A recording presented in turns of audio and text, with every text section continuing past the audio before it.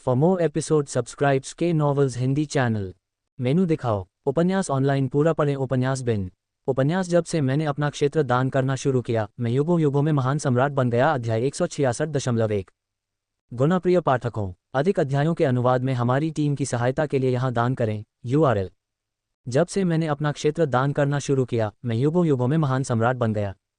C 166.1 ads by PubFuture. अध्याय 166.1। Sword Elder ने लिन बेइफान के पतले फिगर को देखा, फिर भी उसे लगा कि यह बहुत ऊंचा है। उसे हमेशा ऐसा लगता है कि वह कोई अविश्वसनीय चमत्कार कर दिखाएगा। सभी दर्शक अपना ध्यान केंद्रित किए हुए थे, ये देखने के लिए उत्सुक थे कि कैसे लिन बेइफान एक चींटी की ताकत के साथ आकाश और पृथ्वी को हिला सकता है। महान जू सम्राट अभी भी ठंडी मुस्कान के साथ देख रहे थे, कुछ भी नहीं कर रहे थे। वह देखना चाहता था कि लिन बेइफान कैसे संघर्ष करेगा। उसने लिन बेइफान की सभी आशाओं और भ्रमों को सबसे क्रूर तरीके से चकनाचूर करने की योजना बनाई थी, जब वह अपने सबसे गौरवान्वित समय में था, ताकि उसे ये दिखाया जा सके कि ग्रैंड मास्टर के नीचे एक चींटी के अलावा कुछ भी नहीं होने का क्या मतलब है। उस समय लिन बेइफान ने अपने हाथ में दिव्य तलवार उठाए और दहाड़ते हुए कहा, सभी सैनिक मेरी आज्ञा का पालन करें। मुझे अपनी शक्ति उधार दें, क्योंकि मैं देवताओं का वध करूंगा और राक्षसों का नाश करूंगा, स्वर्ग और पृथ्वी को हिलाकर रख दूंगा। 3 जनरलों तियानगोंग, डिगोंग और रेंगोंग, जो ढोल पीट रहे थे, ने भी चिल्लाया, गठन स्थापित करो। हाँ, सैनिकों ने एक स्वर में जवाब दिया। तीनों सेनापतियों ने फिर गरज कर कहा, शक्ति दो, देवताओं का वध करने और राक्षसों का नाश करने में महामहिम की सहायता करो। हाँ, एक के बाद एक 10 लाख सैनिकों ने अपने हथियार उठाए। फिर उनके हाथों से शक्ति ऊपर उठने लगी, एक विशेष तरीके से मंच की ओर बढ़ते हुए लिन बेइफान के हाथ में जुबानज़ियाओ दिव्य तलवार में परिवर्तित हो गई। ये शक्ति शीघ्र ही एकत्रित हो गई, धाराएं नदियों में बदल गईं, नदियां समुद्र में बदल गईं। यद्यपि प्रत्येक व्यक्ति ने केवल थोड़ा सा योगदान दिया था, लेकिन 10 लाख सैनिकों द्वारा दी गई शक्ति एक भव्य भयावह बल में परिवर्तित हो गई, जिसे कोई सीधे देखने का साहस नहीं कर सकता था। महान जू सम्राट पहले से रचित चेहरा बदल गया। जो दर्शक सिर्फ तमाशा देख रहे थे, उनके हाव भाव बदल गए। यह क्या है? यह एक युद्ध संरचना है। याओयाओ के बगल में बैठी तेजस्वी महिला ने कहा, युद्ध संरचना का उपयोग करके 10 लाख सैनिकों की ताकत को एकत्रित करके कोई भी व्यक्ति स्वर्ग और पृथ्वी को हिलाने की शक्ति प्राप्त कर सकता है। याओयाओ ने पूछा, मास्टर, क्या ये शक्ति किसी ग्रैंड मास्टर को मार सकती है? जब तक ये हमला करता है, मौत निश्चित है, तेजस्वी महिला ने पूरे विश्वास के साथ कहा। याओयाओ ने गहरी सांस ली। 10 लाख लोगों से मिलकर बनी युद्ध संरचना इतनी भयावह है। लेकिन मास्टर, क्या युद्ध संरचना का अभ्यास करना बहुत मुश्किल नहीं है? जितने ज्यादा लोग होंगे उतना ही मुश्किल होगा, और ये 10 लाख लोग हैं, उसने ये कैसे किया? इस मास्टर को इस बारे में बहुत स्पष्ट जानकारी नहीं है। उस खूबसूरत महिला ने भौहें सिकोड़ लीं। Ads by PubFuture. उसकी नज़र सेना के बीच में तियानगोंग, डिगोंग और जनरल रेंगोंग की ओर गई। उसे लगा कि इसका उनसे कुछ लेना देना है। दरअसल यह उनसे संबंधित था। जब तलवार एल्डर और महान जू सम्राट लड़ रहे थे, लिन बेइफान ने उन्हें ड्रम बजाने को कहा, जाहिरा तौर पर तलवार एल्डर का मनोबल बढ़ाने के लिए, लेकिन वास्तव में ये पूरी सेना को सम्मोहित करने और युद्ध गठन का अभ्यास करने के लिए था।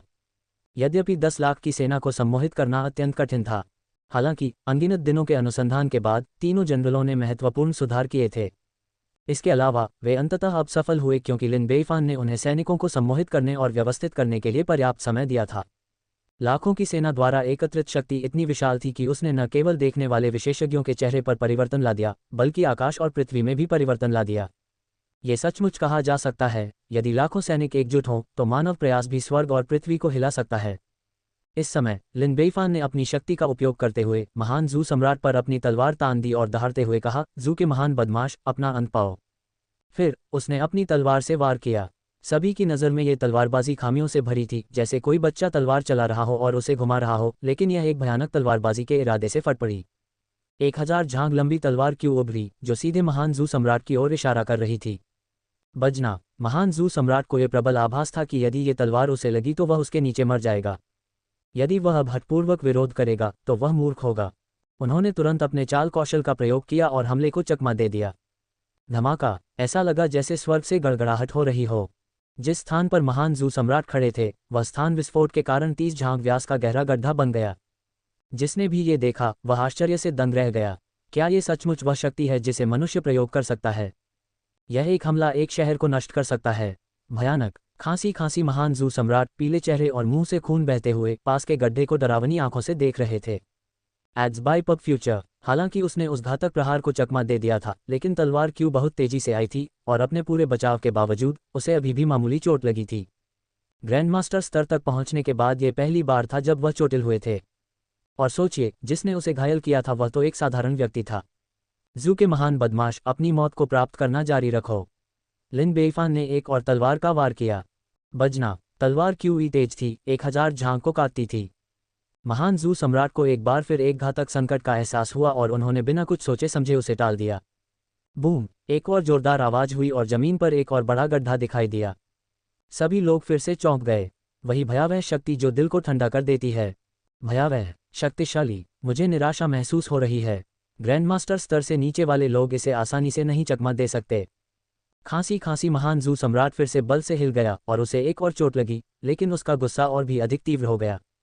वह गर्व से भरा हुआ वापस लौटा और एक ही लड़ाई में मामला निपटाने का इरादा किया, लेकिन अब वह एक साधारण व्यक्ति द्वारा घायल हो गया था। और ऐसा लगातार 2 बार हुआ, एक ऐसा अपमान जिसे वह कभी नहीं भुला सका। हे मूर्ख सम्राट, जू के महान बदमाश, मुझसे एक और तलवार ले लो। लिन बेइफान फिर से हमला करने के लिए इंतजार नहीं कर सकता था। ये तलवार भी उतनी ही भयानक थी। बूम, जमीन पर एक और विशाल गड्ढा बन गया। खांसी खांसी, महान जू सम्राट को फिर से खून की खांसी हुई। इसके बाद लिन बेइफान ने अपनी दिव्य तलवार चलाना जारी रखा और लगातार महान जू सम्राट पर हमला किया। Ads by PubFuture, boom boom, प्रत्येक प्रहार से 30 फीट की परिधि वाला गहरा गड्ढा बन जाता था। हर प्रहार से महान जू सम्राट के शरीर से खून की एक धार निकलती थी। यदि उसकी असाधारण गतिशीलता कौशल उसे शीघ्रता से चकमा देने की क्षमता प्रदान नहीं करती, तो संभवतः उसकी मौके पर ही मृत्यु हो जाती। एक के बाद एक घातक हमलों से बचने के बाद भी महान जू सम्राट अब काफी अस्त व्यस्त दिख रहे थे। उसका शाही वस्त्र इतना फटा हुआ था कि उसे पहचानना मुश्किल था, उसके बाल बिखरे हुए थे तथा उसका चेहरा पसीने और खून तथा गंदगी से सना हुआ था, जिससे उसमें गरिमा का कोई भी अंश नहीं दिख रहा था। देखने वाले लोग पूरी तरह से अचंभित रह गए। वे मूलतः महान जू सम्राट को देखने आए थे, जो ग्रैंडमास्टर बन चुका था। उसने अपने शत्रुओं का हर तरफ से वध कर दिया था और महान जिया को पूरी तरह से कुचल दिया था। लेकिन स्थिति बिल्कुल विपरीत निकली। महान जू सम्राट की पिटाई हो रही थी। वे ये पूछे बिना नहीं रह सके कि यदि आपको कुत्ते की तरह पीटा जाए तो क्या आप ग्रैंडमास्टर बनने के योग्य हैं। केवल याओ याओ ही अत्यंत उत्साहित थी। हाँ, यही है, महान जू सम्राट को बुरी तरह से चोदो। वह कल्पना करने से खुद को रोक नहीं सकी। क्या वह भी अपने हाथ में दिव्य तलवार पकड़ सकती थी और देवताओं का वध करने तथा राक्षसों का विनाश करने के लिए लाखों की सेना की शक्ति का उपयोग कर सकती थी। उनके रिश्ते को देखते हुए वह निश्चित रूप से उसे मना नहीं करेगा, है ना। हा, महान जू सैनिकों का मनोबल गिर गया, उनके चेहरे राख से उजले हो गए। तभी महान जू सम्राट चिल्लाया, मूर्ख सम्राट, मैं पहले आपकी सेना का वध करूंगा, फिर आपके कुत्ते की जान लूंगा। उसने अब अपना मन बना लिया था। वह निष्क्रिय होकर वार सहता नहीं रह सकता था। स्थिति को बदलने का एकमात्र तरीका दुश्मन की सेना में घुसना, उनके सैनिकों का कत्लेआम करना और उनकी युद्ध संरचना को बाधित करना था। इस प्रकार उन्होंने अपनी सर्वोच्च गतिशीलता कौशल का प्रदर्शन किया तथा भूत जैसी गति से महान जिया सैनिकों के पास पहुंचे। वह सुंदर स्त्री बोली, ये तो बुरा है। मास्टर, क्या हुआ? याओ याओ हैरान होकर देखने लगा। तेजस्वी महिला ने अपनी भौहें सिकोड़ ली। युद्ध गठन मजबूत है, लेकिन इसमें एक गंभीर कमजोरी है जिसे नज़रअंदाज नहीं किया जा सकता। इसे कई लोगों की ताकत पर निर्भर रहना चाहिए और हर समय अपने गठन को बनाए रखना चाहिए। एक बार यह गठन टूट गया तो युद्ध गठन विफल हो जाएगा। महान जू सम्राट ने स्पष्ट रूप से इसे महसूस किया है और महान जिया के पीछे चक्कर लगाने की योजना बना रहा है। याओ याओ चिंतित हो गई। गुरुजी, हमें क्या करना चाहिए? कृपया उसे बचा लीजिए। चिंता मत करो, मैं महत्वपूर्ण क्षण पर हस्तक्षेप करूंगा। तारांकन कोफाई स्पोर्ट द्वारा प्रायोजित अध्याय 69/235। हम वर्तमान में भर्ती कर रहे हैं। CNKR JP अनुवादकों मित्लर्स का स्वागत है। Discord server URL ads by PubFuture. संपर्क टॉस साइट मैप दान करें। मेनू दिखाओ। उपन्यास ऑनलाइन पूरा पढ़ें। उपन्यास बिन। उपन्यास जब से मैंने अपना क्षेत्र दान करना शुरू किया, मैं युगों युगों में महान सम्राट बन गया। अध्याय 166.2। गुणप्रिय पाठकों, अधिक अध्यायों के अनुवाद में हमारी टीम की सहायता के लिए यहाँ दान करें। URL। जब से मैंने अपना क्षेत्र दान करना शुरू किया, मैं युगों युगों में महान सम्राट बन गया। C 166.2 ads by PubFuture. अध्याय 166.2। वास्तव में ये तथ्य कि लिन बेइफान ने अब तक अपना धैर्य बनाए रखा था, उसके लिए बहुत बड़ा आश्चर्य था।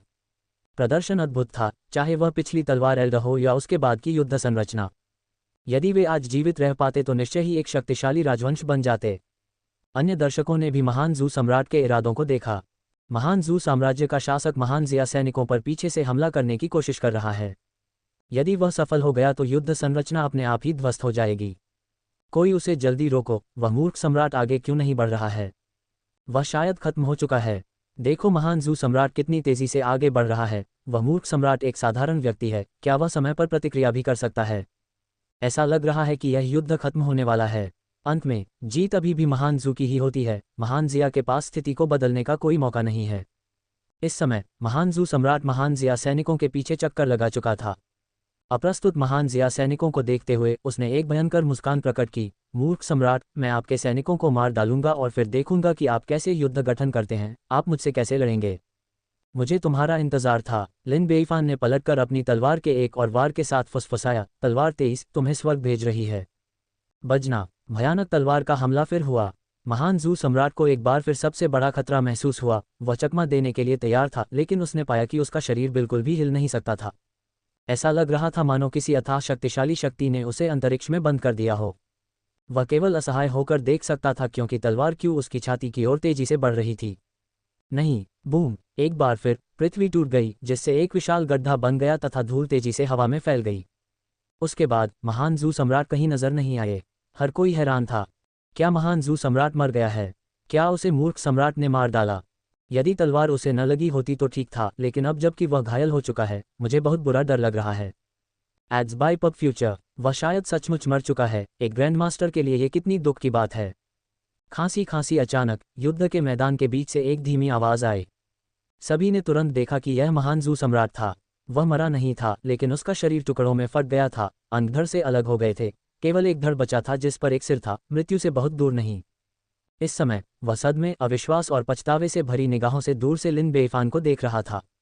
आप वास्तव में एक ग्रैंड मास्ट हैं। लिन बेईफान की दिव्य तलवार एक झनकार के साथ उड़ी और पलक झपकते ही महान जू सम्राट के गले को छेद दिया। उसकी जीभ और दांत टूट गए और उसने एक और दर्दनाक चीख निकाली। आह! ये वास्तव में हृदय विदारक था। देखने वालों की आंखों में आंसू आ गए। बाइजू, विश्वासघाती महान जू ने अपनी धमकी खो दी है और अब वह तुम्हारा है। अपना बदला लो और अपनी शिकायतें सुलझाओ। धन्यवाद महामहिम। बाइजू ने अपनी चाल कौशल का उपयोग करते हुए उड़ान भरी और अपनी तलवार से महान जू सम्राट के अवशेषों को उठाया और शरीर को पहाड़ियों में पास के एक खोखले स्थान पर ले गई। इसके तुरंत बाद एक और चीख सुनाई दी। इस बीच लिन बेईफान ने अपना सिर घुमाकर ग्रेट जू की लाखों की सेना को देखा और एक ठंडी मुस्कान प्रकट की। ग्रेट जू की पूरी सेना घबरा गई। हमारा सम्राट मर गया है, हमें भागना होगा। महान जिया भयानक है। अगर हम अब नहीं भागे तो हम अपनी जान गंवा देंगे। बिना किसी हिचकिचाहट के वे भाग गए। उनमें से ग्रेट जू के इनेट सबसे तेज दौड़े। लिन बेईफान ने एक बार फिर दिव्य तलवार उठाए और विरोधी इनेट मास्टर को मारने के लिए 1,00,000 सैनिकों की शक्ति का उपयोग किया। आपके ग्रैंडमास्टर सम्राट के खत्म हो जाने के बाद आपके साथ काम करना कितना मुश्किल हो सकता है। वह हर वार में अविश्वसनीय रूप से सटीक था। कुछ ही क्षणों में सभी इनेट नष्ट हो गए। तभी लिन बेईफान को पूरी संतुष्टि महसूस हुई। उसने दिव्य तलवार नीचे रखी और एक प्रभावशाली आभा के साथ आदेश दिया, सभी सैनिकों, मेरी आज्ञा का पालन करें। महान जू के अवशेषों का पीछा करें और उनका सफाया करें और महान जू राजवंश को महान जिया में एकीकृत करें। जो कोई भी हमें बाधित करने की हिम्मत करता है, उसे कोई दया नहीं दिखाई जाएगी। सेनापतियों और सैनिकों ने खुशी से कहा, हाँ महाराज। इस प्रकार ग्रेट जिया के 10,00,000 सैनिक संगठित हुए और ग्रेट जू की ओर शक्तिशाली रूप से आगे बढ़े। ये दृश्य देख रहे दर्शक चुप हो गए। प्राचीन काल से ही विजेता को ताज पहनाया जाता रहा है और हारने वालों को बदनाम किया जाता रहा है। Ads by PubFuture. महान जू राजवंश हार चुका था और स्वाभाविक रूप से उसके पास जो कुछ भी था वह महान जिया द्वारा निगल लिया जाना था। अब वे केवल यही चाहते थे कि जो कुछ उन्होंने आज देखा था उसे अपनी शक्तियों तक पहुंचा दें। महान जू राजवंश, जिसके पास ग्रैंड मास्टर था, हार गया, जबकि महान जिया साम्राज्य, जिसके पास ग्रैंड मास्टर नहीं था, जीत गया। यद्यपि महान जिया साम्राज्य में ग्रैंड मास्टर का अभाव था, फिर भी उसके पास एक को मारने की शक्ति थी और इसलिए इसके साथ भी अत्यधिक सावधानी से व्यवहार किया जाना चाहिए। ये देखकर सोंग यूफेई ने आखिरकार राहत की सांस ली। महामहिम, आपका प्रदर्शन एक बार फिर मेरी उम्मीदों से बढ़कर रहा है। जब से वह लिन बेईफान से मिली थी तब से वह अक्सर आश्चर्यचकित और चकित हो जाती थी। न केवल शासन चलाने में बल्कि युद्ध में सेना का नेतृत्व करने में भी वह असाधारण रूप से कुशल थे। ये कहा जा सकता है कि वह साहित्य और सैन्य दोनों क्षेत्रों में निपुण थे। मूल रूप से वह लिन बेईफान को बधाई देना चाहती थी। हालांकि कुछ सोचने के बाद उसने ऐसा न करने का निर्णय लिया। ये देखते हुए कि उसने अभी अभी एक महत्वपूर्ण जीत हासिल की है, संभवतः उसके पास कई काम होंगे और उसे परेशान नहीं करना चाहिए। वह चुपचाप चली गई, ये सोचकर कि भविष्य में एक और अवसर मिलेगा। एक अनाम पर्वत शिखर पर याओ याओ बेहद उत्साहित था। मास्टर, वह मूर्ख सम्राट जीत गया, उसने एक ग्रैंड मास्टर को मार डाला है। बेहद खूबसूरत महिला ने आश्चर्य से कहा, वास्तव में उसने एक ग्रैंड मास्टर को मार डाला है। एक साधारण विद्वान जो मार्शल आर्ट में शक्तिहीन है ने वास्तव में एक महान ग्रैंड मास्टर को मार डाला है। सच में, इससे पहले उसके जैसा कोई नहीं हुआ है और उसके बाद भी उसके जैसा कोई नहीं होगा। याओ याओ ने आग्रह किया, गुरुजी, चलो अब उससे मिलें। सुंदर महिला ने अपना सिर हिलाया, जल्दी मत करो। उसे बहुत सी चीज़ों का ध्यान रखना होगा और अभी उसे परेशान करना ठीक नहीं है। आखिरकार जब मैं उससे मिलूंगी तो हमें पूरे दानव संप्रदाय से संबंधित मामलों पर चर्चा करनी होगी, इसलिए हम लापरवाह नहीं हो सकते। याओ याओ की अभिव्यक्ति गंभीर हो गई, गुरुजी, आप सही हैं। बहुत से लोग चले गए थे, लेकिन यह विनाशकारी युद्ध अविश्वसनीय गति से पूरे विश्व में फैल रहा था और हर किसी को स्तब्ध कर रहा था। महान जू राजवंश, जिसका एक ग्रैंड मास्टर था, वास्तव में हार गया और महान जिया जीत गया। और महान जू सम्राट को उस मूर्ख सम्राट ने मार डाला। लेकिन उस मूर्ख सम्राट के पास कोई मार्शल आर्ट कौशल नहीं था, उसने ये कैसे प्रबंधित किया? ऐसा कहा जाता है कि यह युद्ध संरचना के उपयोग के माध्यम से संभव हुआ था। उसने 10 लाख सैनिकों को संरचना का अभ्यास करवाया और फिर दिव्य तलवार का उपयोग करते हुए उसने महान जू सम्राट को मारने के लिए 10 लाख सैनिकों की शक्ति को केंद्रित किया। युद्ध संरचना, क्या ये सचमुच इतना भयावह है? आप कल्पना भी नहीं कर सकते कि यह कितना भयानक है। एक बार एक सेना थी जो युद्ध की संरचना जानती थी। मात्र 100,000 सैनिकों के साथ उन्होंने एक महान ग्रैंड मास्टर को खदेड़ दिया। Ads by PubFuture. हाँ, अगर सही तरीके से खेला जाए तो युद्ध की संरचना बेहद भयावह हो सकती है। इसमें जितने ज़्यादा लोग शामिल होंगे यह उतना ही मुश्किल होगा। इसके लिए तालमेल और एकता की ज़रूरत होती है। उस मूर्ख सम्राट ने युद्ध संरचना में 10 लाख सैनिकों को प्रशिक्षित करने का प्रबंधन कैसे किया? मुझे नहीं पता और मुझे परवाह भी नहीं है, लेकिन फिर भी इस लड़ाई के बाद ग्रेट जिया उड़ान भरने के लिए तैयार है। उस मूर्ख सम्राट ने एक बार फिर दुनिया जीत ली है। कई लोगों के लिए हालांकि युद्ध संरचनाएं शक्तिशाली हैं, लेकिन उन्हें कई सीमाओं के रूप में भी देखा जाता है, सिद्धांत रूप में प्रभावशाली लेकिन व्यवहारिक नहीं। इसलिए वे उन्हें अनदेखा करने से पहले केवल थोड़ा ध्यान देते हैं। हालांकि विभिन्न सम्राटों की नज़र में स्थिति पूरी तरह से अलग है। युद्ध की संरचनाएं, वे वास्तव में इतनी डरावनी हैं। 1 लाख लोगों की ताकत इकट्ठा करने के लिए, यहाँ तक कि एक नश्वर भी एक ग्रैंड मास्टर को मार सकता है, वह बहुत मजबूत है। यदि मेरे पास भी ऐसी सेना होती तो मैं अवश्य ही संसार में अजेय होता। कौन सम्राट अजेय शक्ति प्राप्त नहीं करना चाहेगा? कौन सा सम्राट ग्रैंड मास्टर नहीं चाहेगा? लेकिन क्या कोई व्यक्ति केवल ग्रैंड मास्टर की कामना कर सकता है और उसे पा सकता है? सबसे पहले, ग्रैंड मास्टर्स दुर्लभ हैं। आप पूरी दुनिया की यात्रा कर सकते हैं और फिर भी किसी से नहीं मिल पाएंगे। दूसरा, यदि आपको कोई मिल भी जाए तो हो सकता है कि वे आप पर ध्यान ही न दें। किसी उच्च एवं शक्तिशाली शीर्ष स्तरीय विशेषज्ञ से अपनी सेवा की उम्मीद करना पूरी तरह से एक कल्पना है। लेकिन युद्ध की संरचना अलग अलग होती है। युद्ध संरचना के लिए सबसे पहले संरचना मानचित्र की आवश्यकता होती है, तथा दूसरी बात बड़ी संख्या में सैनिकों की आवश्यकता होती है। सामान्य राज्यों और साम्राज्यों के पास संरचना मानचित्र होते हैं, और जहां तक सेना की बात है, उनके पास उतनी ही सेना होती है जितनी उन्हें आवश्यकता होती है। बुनियादी शर्तें पूरी होती हैं। वे सफल नहीं हो पाए हैं। इसका कारण यह है कि इसमें जितने अधिक लोग शामिल होते हैं, प्रबंधन उतना ही कठिन होता है, और पर्याप्त लोगों के बिना शक्ति का पूर्ण उपयोग नहीं किया जा सकता। सबसे शक्तिशाली ऐतिहासिक रिकॉर्ड केवल 100,000 की सेना को नियंत्रित करने का है। पहले तो कोई आशा न देखकर उन्होंने इसे गंभीरता से नहीं लिया। अब ये देखते हुए कि ग्रेट जिया सफल हो गया है, क्या वे भी ऐसा कर सकते हैं? महान जिया ने 10 लाख की सेना को युद्ध संरचनाओं में प्रशिक्षित करने की विधि में अवश्य ही महारत हासिल कर ली होगी। यही कारण है कि वे एक ग्रैंड मास्टर को मारने के लिए 10 लाख लोगों की ताकत जुटा सके। तो चाहे कुछ भी हो, चाहे कोई भी कीमत क्यों न हो, हमें उनकी विधि को अपनाना ही होगा। उस पद्धति से हमारी राष्ट्रीय शक्ति अवश्य ही कई गुना बढ़ जाएगी। इस प्रकार विभिन्न देशों के सम्राटों ने कार्रवाई शुरू कर दी। जहां तक बाहरी मामलों का सवाल है, लिन बेईफान को हस्तक्षेप करने में कोई रुचि नहीं थी। इस समय वह एम्पायर सैंडबॉक्स का उपयोग कर रहा था तथा अपने सैनिकों को गुप्त रूप से संसाधनों का परिवहन करते हुए क्षेत्र का विस्तार करते हुए देख रहा था। तारांकन कोफाई स्पोर्टर द्वारा प्रायोजित अध्याय 70/235। हम वर्तमान में भर्ती कर रहे हैं। CNKR JP अनुवादकों मित्लर्स का स्वागत है। Discord server URL ads by PubFuture. संपर्क टॉस साइट मैप दान करें मेनू दिखाओ। उपन्यास ऑनलाइन पूरा पढ़ें। उपन्यास बिन। उपन्यास जब से मैंने अपना क्षेत्र दान करना शुरू किया, मैं युगों युगों में महान सम्राट बन गया। अध्याय 167.1। गुणप्रिय पाठकों, अधिक अध्यायों के अनुवाद में हमारी टीम की सहायता के लिए यहाँ दान करें। URL। जब से मैंने अपना क्षेत्र दान करना शुरू किया, मैं युगों युगों में महान सम्राट बन गया। C 167.1। पब फ्यूचर द्वारा विज्ञापन। अध्याय 167.1। वास्तव में यहाँ 2 सोने की खानें हैं, अब वे मेरी हैं। ये 3 चांदी की खानें, ये भी मेरी हैं। और ये तांबे और लोहे की खदानें, ये सब अब मेरी हैं। हा हा। जब लिन बेइफान संसाधनों का परिवहन कर रहा था तो उसने अपना सिर हिलाया और आह भरी। ग्रेट जू वास्तव में बहुत समृद्ध है, कोई आश्चर्य नहीं कि यह एक शक्तिशाली राजवंश में विकसित हो सकता है। इन प्रचुर संसाधनों के साथ विकास न करना कठिन होगा। लिन बेइफान ने कई देशों को लूटा था, लेकिन संसाधनों के मामले में महान जू राजवंश के पास सबसे अधिक था। चाहे जमीन के ऊपर हो या नीचे, वे अत्यधिक प्रचुर मात्रा में थे। लिन बेइफान को इस बात का प्रबल पूर्वाभास था कि एक बार जब वह महान जू राजवंश पर पूरी तरह से कब्जा कर लेगा तो उसकी अपनी ताकत और महान जिया साम्राज्य की शक्ति में निश्चित रूप से विस्फोटक वृद्धि होगी।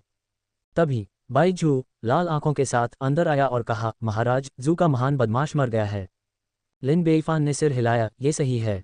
ऐसा कहा जा सकता है कि महान सम्राट जू को बाई जू ने यातना देकर मार डाला था।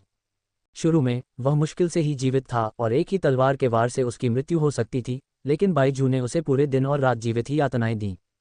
यहाँ तक कि जब वह मरने के कगार पर होता तो वह उसे जीवित रखने के लिए तुरंत दवा देती और फिर यातना जारी रखती। जब तक वह और अधिक सहन नहीं कर सका तब तक वह अंततः परलोक में ही रहा। ये कैसी गहरी नफरत होगी। इसके बाद बाई जू ने लिन बेइफान के साथ अपनी आपसी दुश्मनी की कहानी साझा की।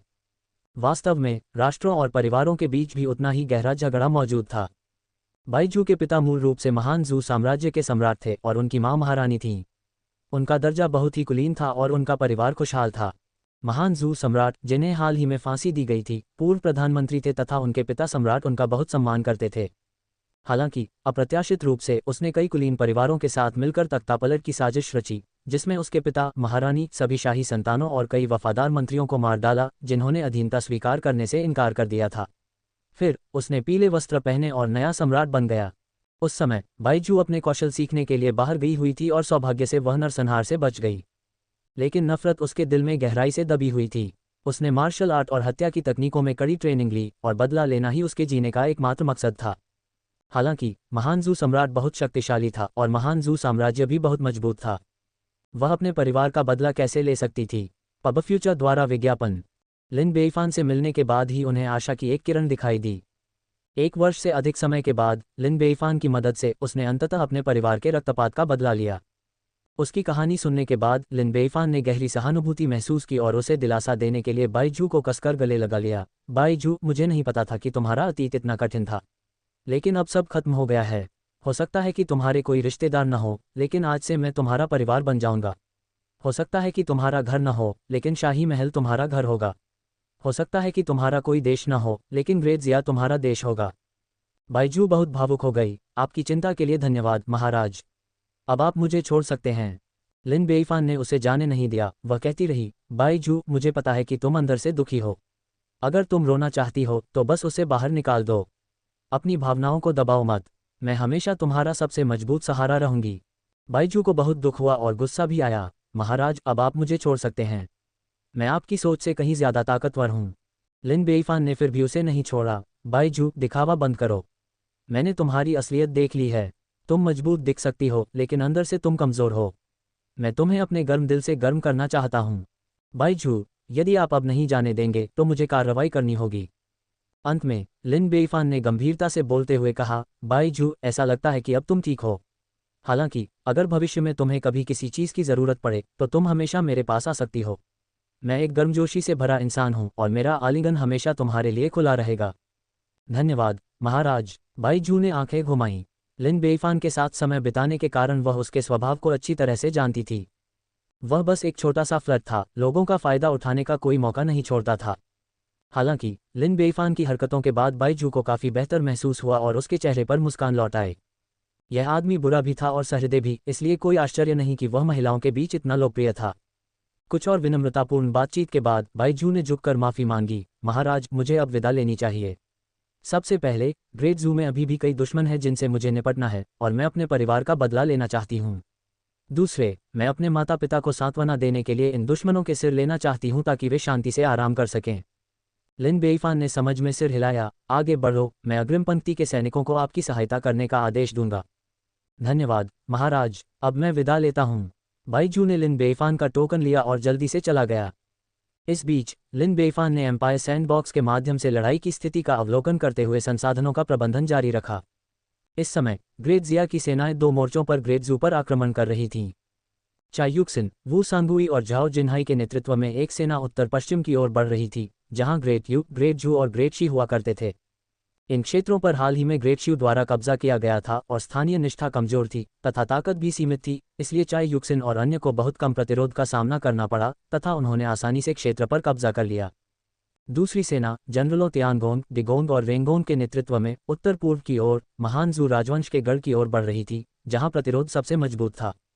लेकिन तीनों जनरलों के लिए यह कोई समस्या नहीं थी। पबफ्यूचर द्वारा विज्ञापन। वे ढोल और घड़ियालों के साथ आगे बढ़े, अपने मनमोहक मंत्रों का प्रयोग किया और महान जू की पूरी सेना को अपने में बदल लिया। यदि उन्हें कोई ऐसा शक्तिशाली व्यक्ति मिल जाता जो उनके आकर्षण से अप्रभावित रहता तो भी हिंग हा जनरल, घातक विद्वान और अन्य लोग मौजूद रहते, इसलिए यात्रा अपेक्षाकृत सुगम थी। परिणामस्वरूप लिन बेइफान का क्षेत्र बड़ा और बड़ा होता गया, जनसंख्या में वृद्धि हुई और संसाधन अधिक प्रचुर हो गए। इस समय तक महान जू राजवंश के नागरिक और सैन्य अधिकारी पहले से ही घबरा चुके थे। क्या हम वाकई ये लड़ाई हार गए? और यह एक करारी हार थी। हमारे सम्राट को दुश्मन ने मार डाला है। सम्राट कैसे मर सकता है? वह एक ग्रैंडमास्टर था, क्या ग्रैंडमास्टर को अजेय प्रतीक नहीं माना जाता है? कौन जानता था कि यह ग्रैंडमास्टर इतना कमजोर था कि उस मूर्ख सम्राट के हाथों मर जाएगा? अगर हमें पता होता तो हम पहले ही उसका समर्थन नहीं करते।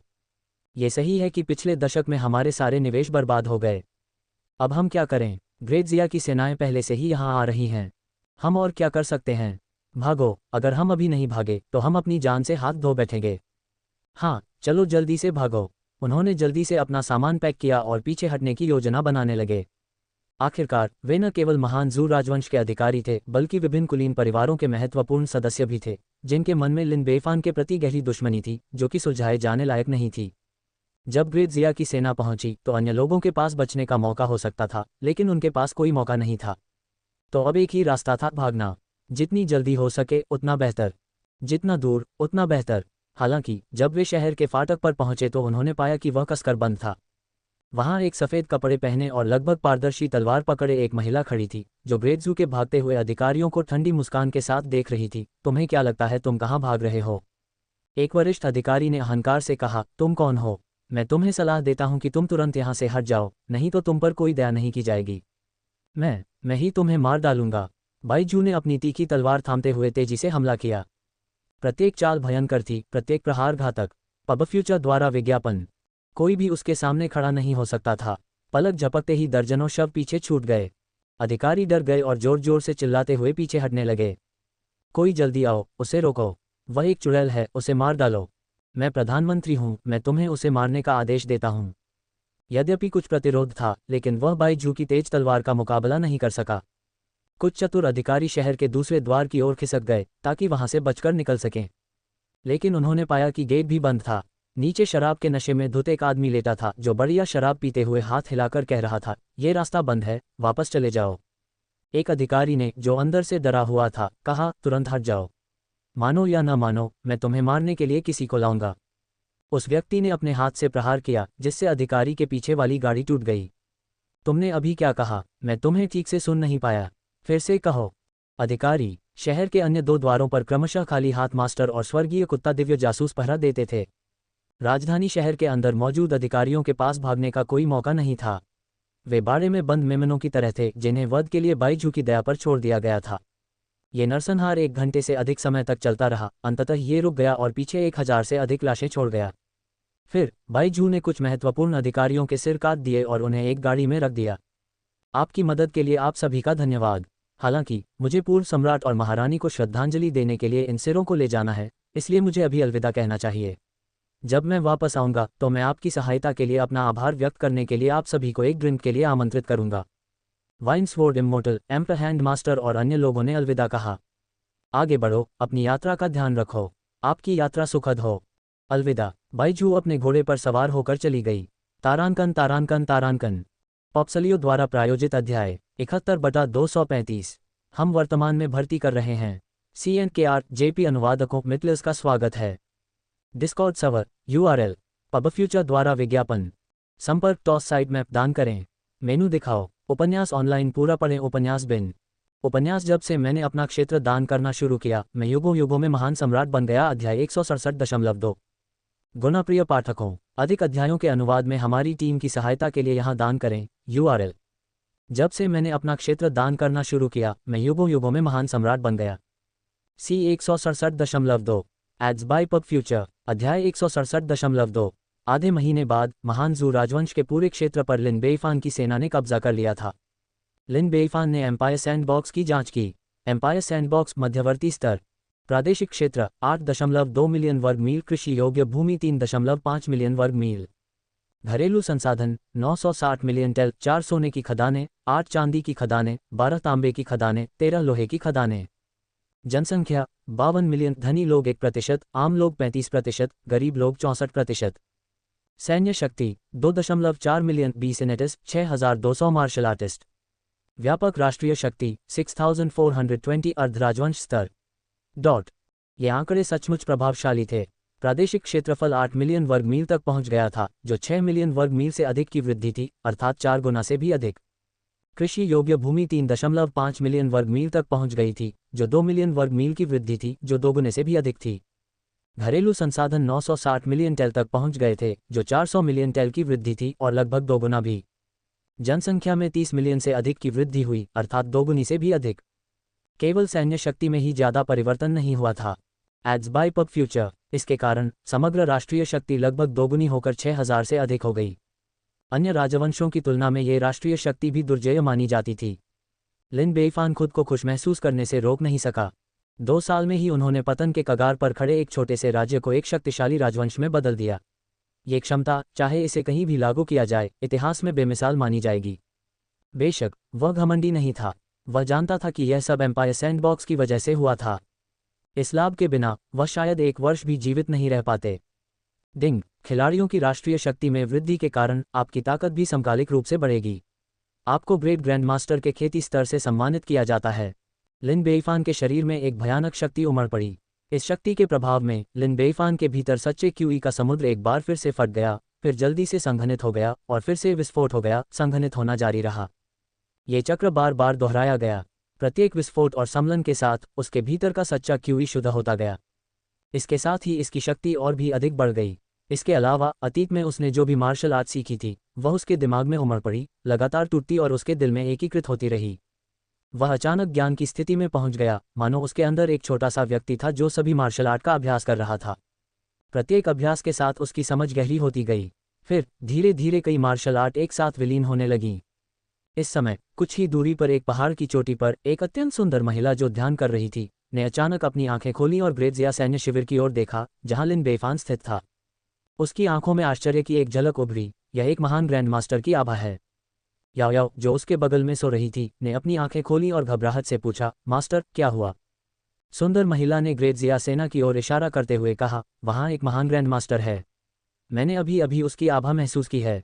महान ग्रैंड मास्टर? याओ याओ तुरंत जाग गया। फिर उसने अपना मन शांत किया और कुछ देर तक ध्यानपूर्वक विचार करती रही। हालांकि उसने भौहें सिकोड़ते हुए कहा, मास्टर क्या आप वाकई मुझे बेवकूफ़ नहीं बना रहे हैं? मुझे कुछ भी महसूस नहीं हो रहा है। सुंदर महिला ने चिढ़कर जवाब दिया, अपनी सीमित ताकत के साथ, जाहिर है आप इसे महसूस नहीं कर सकते। इसके अलावा ऐसे शक्तिशाली व्यक्ति अगर अपने निशान छिपाना चाहें तो समान स्तर के साथी भी उन्हें नहीं खोज पाएंगे। ये केवल इसलिए था क्योंकि मैं पास में था और उसने इसे पूरी तरह से नहीं छिपाया था, इसलिए मैं इसे महसूस कर सका। याओ याओ उत्साहित हो गया, मास्टर यह एक महान ग्रैंड मास्टर है, एक महान व्यक्ति जो ड्रैगन की तरह मायावी है। क्या हमें जाकर अपना सम्मान नहीं देना चाहिए? मैंने पहले कभी इतने शक्तिशाली व्यक्ति से मुलाकात नहीं की है। सुंदर महिला ने अपना सिर हिलाया, जाने की कोई ज़रूरत नहीं है। वह आभा चमक कर चली गई और शायद पहले ही चली गई है। मास्टर आपके अनुसार यह कौन सा महान ग्रैंड मास्टर हो सकता है? याओ याओ ने पूछा। मुझे यकीन नहीं है, सुंदर महिला ने भौहें सिकोड़ते हुए कहा। वह आभा बहुत अपरिचित थी। वे दानव संप्रदाय से थे, जो एक लंबी विरासत वाली शीर्ष स्तरीय शक्ति थी, और वे वर्तमान महान ग्रैंड मास्टर से काफ़ी परिचित थे। लेकिन वह आभा इतनी अपरिचित थी कि वह याद नहीं कर सकी कि वह कौन था। इसके अलावा वह अपरिचित ग्रेट ग्रैंड मास्टर ग्रेटजिया सैन्य शिविर में प्रकट हुआ था, लेकिन वह बिना कुछ किए ही अचानक गायब हो गया। Ads by PubFuture. उसका उद्देश्य क्या था? वह क्या करना चाहता था? उसके मन में एक दर्जन सवाल उमड़ पड़े, जिससे वह पूरी तरह उलझन में पड़ गई। इसका पता न चलने के कारण उसके लिए आराम करना या शांति से खाना खाना कठिन हो गया। याओ याओ, गुरु ने पूछा, तुम्हारा क्या विचार है कि एक महान ग्रैंड मास्टर यहाँ क्यों प्रकट होगा? गहराई से सोचने के बाद याओ याओ ने जवाब दिया, मास्टर मुझे लगता है जब तक कि वह बस गुजर नहीं रहा हो, वह या तो किसी को मारने या किसी की रक्षा करने के लिए यहाँ है। और क्या हो सकता है कि इतने शक्तिशाली व्यक्ति को कार्रवाई में लाया जाए? इस उत्तर ने उस सुंदर महिला पर बिजली की तरह प्रहार किया। सही, उन्होंने इस दिशा में विश्लेषण करना शुरू किया। सैन्य शिविर में शांति थी, कोई अशांति नहीं थी। ऐसा लग रहा था कि उसने किसी को नहीं मारा है, इसलिए वह अवश्य ही किसी की रक्षा कर रहा होगा। अगर यह सुरक्षा की बात थी तो वह किसकी सुरक्षा कर रहे थे? उस सैन्य शिविर में सबसे प्रतिष्ठित पहचान केवल उस छोटे मूर्ख सम्राट की थी। यदि किसी को सुरक्षा देनी होती तो वह संभवतः वही होता। उन्होंने इस दिशा में विश्लेषण जारी रखा। कौन सा महान ग्रैंडमास्टर उसकी रक्षा करेगा? और उसकी रक्षा क्यों करें? तारांकन तारांकन तारांकन पॉप्सलियो द्वारा प्रायोजित अध्याय 72/235। हम वर्तमान में भर्ती कर रहे हैं। CNKR JP अनुवादकों मिटलर्स का स्वागत है। Discord server URL ads by PubFuture. संपर्क टॉस साइट मैप दान करें। मेनू दिखाओ। उपन्यास ऑनलाइन पूरा पढ़ें। उपन्यास बिन। उपन्यास जब से मैंने अपना क्षेत्र दान करना शुरू किया, मैं युगों युगों में महान सम्राट बन गया। अध्याय 168.1। गुणप्रिय पाठकों, अधिक अध्यायों के अनुवाद में हमारी टीम की सहायता के लिए यहाँ दान करें। URL। जब से मैंने अपना क्षेत्र दान करना शुरू किया, मैं युगों युगों में महान सम्राट बन गया। C 168.1 ads by PubFuture. अध्याय 168.1। एक बात तो निश्चित है, यह कोई अपरिचित महान ग्रैंडमास्टर ही होगा जिसका नाम दानव संप्रदाय द्वारा दर्ज नहीं किया गया था।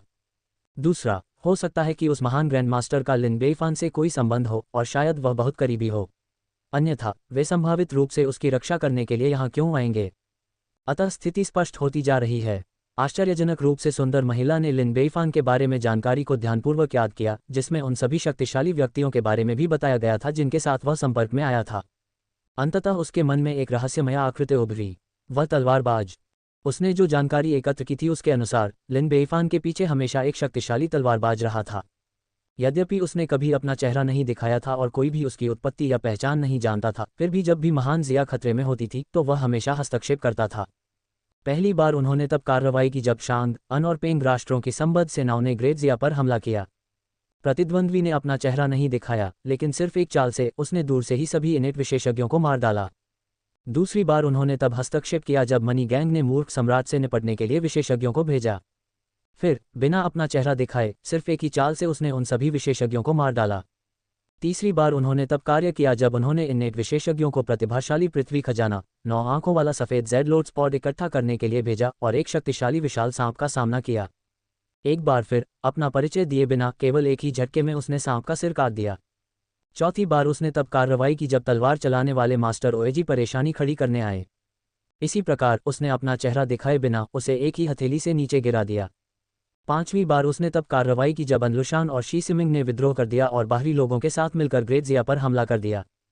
उस समय उन्होंने सिर काटने वाले हैंग चौ यिन की सहायता ली थी, जिसके पास सर्वोच्च शाही क्यूई शक्ति थी, और ग्रेट जिया को अभूतपूर्व संकट का सामना करना पड़ा। Ads by PubFuture. लेकिन उस वरिष्ठ तलवारबाज ने अपना नाम उजागर किए बिना एक ही चाल से स्थिति को सुलझा दिया। उनका हस्तक्षेप अक्सर नहीं होता था, लेकिन हर बार जब उन्होंने कार्रवाई की तो उन्होंने स्थिति को बदल दिया और ग्रेट जिया के सामने आने वाले संकटों को हल कर दिया। उनकी शक्ति अपार, अथाह और अप्रत्याशित थी तथा प्रतिद्वंद्वी चाहे कोई भी हो, वे एक ही चाल से संघर्ष का समाधान कर देते थे। यदि ग्रेट जिया के पीछे कोई महान ग्रैंडमास्टर था तो बहुत संभव है कि वह वही रहस्यमय व्यक्ति था। सुंदर महिला के विचार स्पष्ट हो गए। अगर वह एक ही चाल में एक शीर्ष इंपीरियल क्यूई विशेषज्ञ को मार सकता है तो कम से कम उसके पास एक ग्रैंडमास्टर की ताकत है, न कि एक साधारण ग्रैंडमास्टर की। चूंकि वह कम से कम एक ग्रैंडमास्टर है तो वह एक महान ग्रैंडमास्टर क्यों नहीं हो सकता? ये हमेशा एक ही चाल में मार डालने जैसा है। उन्होंने स्वयं को कभी प्रकट नहीं किया। इसका कारण शायद यह है कि वे अपने से कम ताकत और हैसियत वाले लोगों के साथ बातचीत करना पसंद नहीं करते, और उन्हें वंशवादी संघर्षों की तो और भी कम परवाह है, जो उनके लिए बच्चों का खेल है। जब तक उस मूर्ख सम्राट के जीवन को खतरा न हो तब तक वह कोई कार्रवाई नहीं कर सकता। अतीत में जब भी उस मूर्ख सम्राट को खतरा हुआ तो उन्होंने हस्तक्षेप किया, और इस बार भी कोई अपवाद नहीं होना चाहिए। यहाँ उनका स्वरूप बिल्कुल सामान्य है। वह आगे सोचती रही और गहराई से जानने के लिए अपना दृष्टिकोण बदलती रही। हालांकि लिन बेईफान को बाहरी दुनिया मूर्ख सम्राट के रूप में तिरस्कृत करती है, लेकिन वह वास्तव में भूत की तरह चालाक है। कभी भी ऐसी लड़ाई नहीं लड़ता है जिसमें उसे जीत का भरोसा न हो। उसे हार का सामना करवाना बहुत मुश्किल है। इस बार खुद सेना का नेतृत्व करना अलग नहीं है, इसलिए उसे इस युद्ध में जीत के प्रति पुनर्तः आश्वस्त होना चाहिए, तभी वह अपनी सेना का नेतृत्व करने का साहस कर सकेगा। किस प्रकार का भरोसा उसे इतना आत्मविश्वास दे सकता था? दिव्य तलवार के साथ तलवारबाज बुजुर्ग? असंभव। हालांकि वह शक्तिशाली है, एक दिव्य तलवार चलाता है और एक ग्रैंडमास्टर के साथ 100 से अधिक चालें खेलने में सक्षम है, लेकिन वह अंततः एक ग्रैंडमास्टर नहीं है। ताकत में विशाल अंतर दुर्गम है और अंत में वह हार गया। 10 लाख की सेना का गठन भी असंभव है। ये चीज़ बहुत शक्तिशाली है, लेकिन इसकी भी महत्वपूर्ण सीमाएं हैं। जब तक कोई सेना के बीच में घुसकर कत्लेआम करता है, गठन को बाधित करता है, तब तक ग्रेज़िया हार जाएगा। वह इतना चतुर है कि उसने इस बारे में नहीं सोचा। तो केवल एक ही संभावना है। उस खूबसूरत महिला की आंखें और भी चमकीली हो गईं। ऐसा इसलिए क्योंकि उसके साथ एक महान ग्रैंड मास्टर है, जिसकी वजह से वह निडर होकर यह सुनिश्चित कर सकता है कि यह सैन्य अभियान पूरी तरह से सुरक्षित हो। यही उसका असली आत्मविश्वास है। इस सब का एक अर्थ है। अब सब कुछ ठीक है। उस अत्यंत सुंदर महिला ने राहत की सांस ली। हालांकि दोनों के बीच संबंध को साबित करने के लिए अभी तक कोई ठोस सबूत नहीं है, लेकिन सुंदर महिला अपने दिल में 80% आश्वस्त है कि रहस्यमय ग्रेट ग्रैंड मास्टर मूर्ख सम्राट के पीछे तलवार मास्टर है और उन दोनों के बीच एक गहरा संबंध है। ये तलवार मास्टर हमेशा मूर्ख सम्राट को छाया से बचाता रहा है। जब भी उसे खतरे का सामना करना पड़ेगा, गुरु हस्तक्षेप करेंगे। संकट का समाधान होने के बाद भी मास्टर अपनी उपलब्धियों और प्रसिद्धि को गुप्त रखते हुए छिपे रहते हैं। याओ, तुमने जो मूर्ख सम्राट मित्र बनाया है, वह तुम्हारी कल्पना से भी अधिक दुर्जय है। सुंदर महिला अर्थपूर्ण ढंग से मुस्कुराई। याओ उलझन में दिखी। मास्टर, आप किस बारे में बात कर रहे हैं? मुझे समझ नहीं आ रहा है। तुम्हें समझने की ज़रूरत नहीं है। समझने से तुम्हें कोई फ़ायदा नहीं होगा। बस उसके साथ वैसे ही पेश आओ जैसे तुम हमेशा आती हो। सुंदर महिला ने मुस्कुराते हुए याओ के सिर को धीरे से सहलाया। यदि याओ को पता होता कि लिन बेईफान के पास एक महान ग्रैंड मास्टर है जो उसका समर्थन कर रहा है, तो उनकी बातचीत अप्राकृतिक हो जाती, जो अनिवार्य रूप से गुप्त उद्देश्यों से दूषित हो जाती। इसलिए उसने अपने संदेह को अपने युवा शिष्य के साथ साझा करने की योजना नहीं बनाई। उन दोनों को स्वाभाविक रूप से परस्पर क्रिया करने देने से वास्तविक स्नेह को बढ़ावा मिलेगा, जो उनके दानव संप्रदाय को अकल्पनीय लाभ पहुंचा सकता है। जहां तक रुचि के मामलों का सवाल है, स्वामी के रूप में उनके लिए उन्हें संभालना बेहतर था। ठीक है, याओ और भी हैरान थी। वह केवल इतना जानती थी कि उसका स्वामी उसे कोई नुकसान नहीं पहुंचाएगा, और यही काफ़ी था। मेरे प्रिय शिष्य, तैयार हो जाओ, हम महान जिया सम्राट से मिलने जा रहे हैं। ठीक है गुरुजी। Ads by PubFuture. तंबू के अंदर लिन बेईफान ने अनजाने में अपनी आंखें खोल दीं। उसने समय देखा और आश्चर्यचकित रह गया। उसका मस्तिष्क तेजी से विभिन्न मार्शल आर्ट का अभ्यास कर रहा था, उन्हें हजारों बार एकीकृत और पूर्वाभ्यास कर रहा था। ऐसा लग रहा था जैसे सदियां बीत गई हों, जबकि वास्तव में ये सिर्फ एक पल था। यद्यपि समय बहुत कम था, फिर भी उनकी शक्ति वास्तव में बढ़ गई थी। उसके भीतर सच्चे क्यूई सागर की क्षमता में बहुत अधिक वृद्धि नहीं हुई थी, लेकिन सच्चा क्यूई स्वयं बहुत शुद्ध हो गया था। इसकी शक्ति 3 गुना से भी अधिक हो गई थी। अब सच्ची क्यूई के एक धागे में दिव्य हथियारों को भेदने की शक्ति थी। ऐसी सच्ची क्यूई से पोषित होकर उसका शरीर और भी अधिक शक्तिशाली हो गया था, दिव्य हथियारों के बराबर। यहाँ तक कि अगर वह खुद की रक्षा नहीं करता और किसी के सामने खड़ा होता, तो वे उसे नुकसान नहीं पहुंचा पाते, जब तक कि वह जुवानजियाओ तलवार जैसे दिव्य हथियार से उसकी सुरक्षा को भेदने में सक्षम न हो। सबसे महत्वपूर्ण बात यह थी कि मार्शल आर्ट के बारे में उनकी समझ एक नए स्तर पर पहुंच गई थी, जो दाव के बहुत करीब थी। इसे मार्शल दाव कहा जा सकता है, जिसमें मार्शल आर्ट के माध्यम से दाव में प्रवेश किया जाता है। यह अनुभूति रहस्यमय थी और इसे समझाना कठिन था। अब वह केवल इतना जानता था कि यदि वह अपनी सफलता से पूर्व की स्थिति का सामना करेगा, तो वह उसे केवल एक हाथ से दबा सकता है। चाहे आप कितनी भी मार्शल आर्ट तकनीक और गुप्त कौशल जानते हो, जब तक आप उसके समान स्तर पर नहीं हैं, जब तक आप महान ग्रैंड मास्टर नहीं हैं, आप मुझे कभी नहीं हरा पाएंगे। ग्रैंड मास्टर के अधीन सभी लोग मात्र चींटियां हैं। यहाँ तक कि महान ग्रैंड मास्टर के अधीन भी वे अभी भी चींटियां हैं। ये कितना भयानक है, ये कितना अजेय है। मैं फिर से मजबूत हो गया हूँ। आह, अजेय होना अकेलापन है, लिन बेईफन ने आह भरी। अगर ये भड़काऊ शब्द बाहरी लोगों को सुनाई देते तो वे निश्चित रूप से उसकी पिटाई करने से खुद को नहीं रोक पाते। तारांकन तारांकन तारांकन। पॉप्सलियो द्वारा प्रायोजित अध्याय 73/235। हम वर्तमान में भर्ती कर रहे हैं। CNKR JP अनुवादकों मित्लर्स का स्वागत है। Discord server URL ads by PubFuture. संपर्क टॉस साइट मैप दान करें। मेनू दिखाओ। उपन्यास ऑनलाइन पूरा पढ़ें। उपन्यास बिन। उपन्यास जब से मैंने अपना क्षेत्र दान करना शुरू किया, मैं युगों युगों में महान सम्राट बन गया। अध्याय 168.2। गुना प्रिय पाठकों, अधिक अध्यायों के अनुवाद में हमारी टीम की सहायता के लिए यहाँ दान करें। URL। जब से मैंने अपना क्षेत्र दान करना शुरू किया, मैं युगों युगों में महान सम्राट बन गया। C 168.2। पब फ्यूचर द्वारा विज्ञापन। अध्याय 168.2। तभी लियू नपुंसक अंदर आया। महाराज, मिस याओ आपसे मिलने के लिए एक अजीब महिला को लेकर आई हैं। लिन बेईफान मुस्कुराया। उसने वास्तव में उन्हें तब देखा था जब वे युद्ध के मैदान में पहुंचे थे। उनकी बातचीत से लिन बेईफान को पता चला कि वह महिला याओ की गुरु थी, जिसकी पहचान और ताकत असाधारण थी। उसे याओ ने उसे बचाने के लिए लाया था। उसने इस छोटी लड़की को यूं ही नहीं बिगाड़ा था। हे। उनके प्रवेश की घोषणा करें। कुछ ही क्षण बाद दोनों महिलाएं अंदर आईं। याओ याओ, जो आमतौर पर लिन बेइफान के सामने उग्र रहती थी, अब महिला के पीछे बहुत आज्ञाकारी और समझदारी से खड़ी थी। महिला का रंग शांत था, चेहरे पर कोमल भाव थे, त्वचा गोरी थी और वह बैंगनी रंग के कपड़े पहने हुए थी। वह 20 साल की लग रही थी, लेकिन उसके चेहरे पर एक परिपक्व आकर्षण और एक सुंदर व्यवहार था, जो बहुत ही शांत भाव से चल रही थी। वह एक अद्भुत सुंदर महिला थी जिसे कोई एक नज़र में ही भूल नहीं सकता था। लेकिन उस व्यक्ति को दुख होगा जिसने उसे कम आंकने का साहस किया। वह एक शीर्ष ग्रैंडमास्टर स्तर की शक्तिशाली खिलाड़ी थीं। यहाँ तक कि अभिमानी और दबंग महान जू सम्राट भी उसके सामने 10 चालों से अधिक नहीं टिक सकेगा। जब लिन बेइफान दूसरे पक्ष को देख रही थी, तब वह भी लिन बेइफान को देख रही थी। हालांकि वह पहले से ही दानव संप्रदाय द्वारा एकत्रित जानकारी के माध्यम से लिन बेइफान के बारे में बहुत कुछ जान चुकी थी, लेकिन अब उसे व्यक्तिगत रूप से देखकर उसे एहसास हुआ कि उसकी पिछली समझ सही थी। उसकी आंखें आत्मविश्वास से भरी थीं, जिसने बाकी सब कुछ नज़रअंदाज कर दिया था।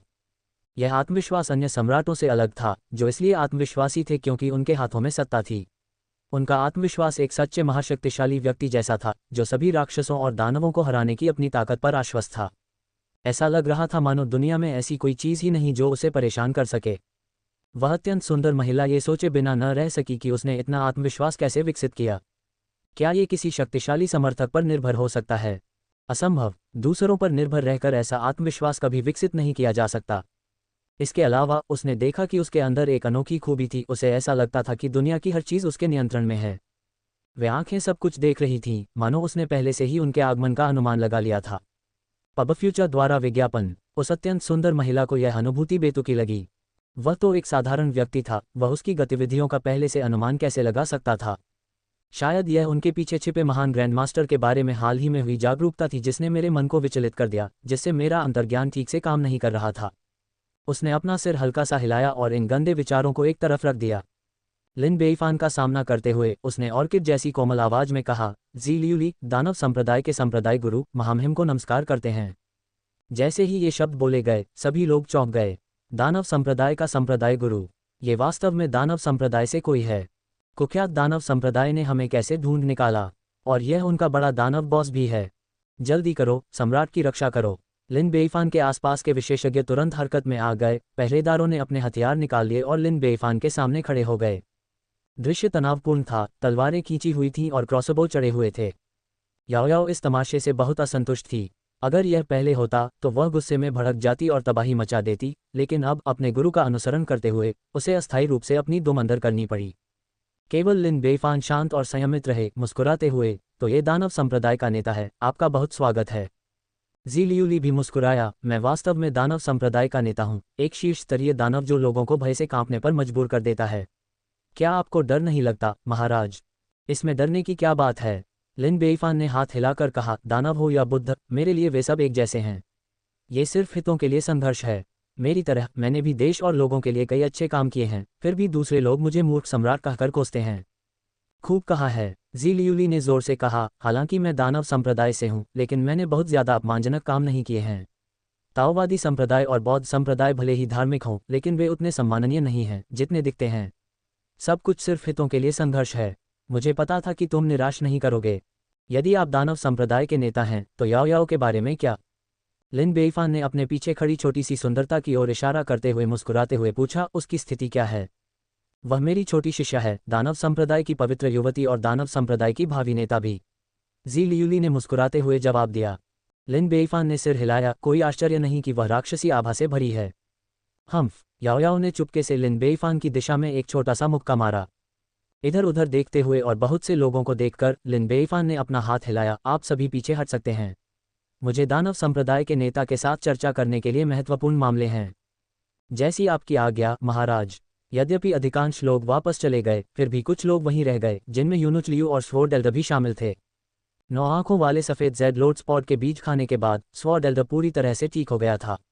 इसके अलावा इस लड़ाई के बाद वह एक परिवर्तन से गुजरा था, राख से पुनर्जन्म लेने वाले फीनिक्स या अपने कोकून से निकलने वाली तितली की तरह, और अब वह ग्रैंडमास्टर बनने के एक कदम और करीब था। संभवतः 3 महीने से भी कम समय में वह यह महत्वपूर्ण कदम उठा लेंगे।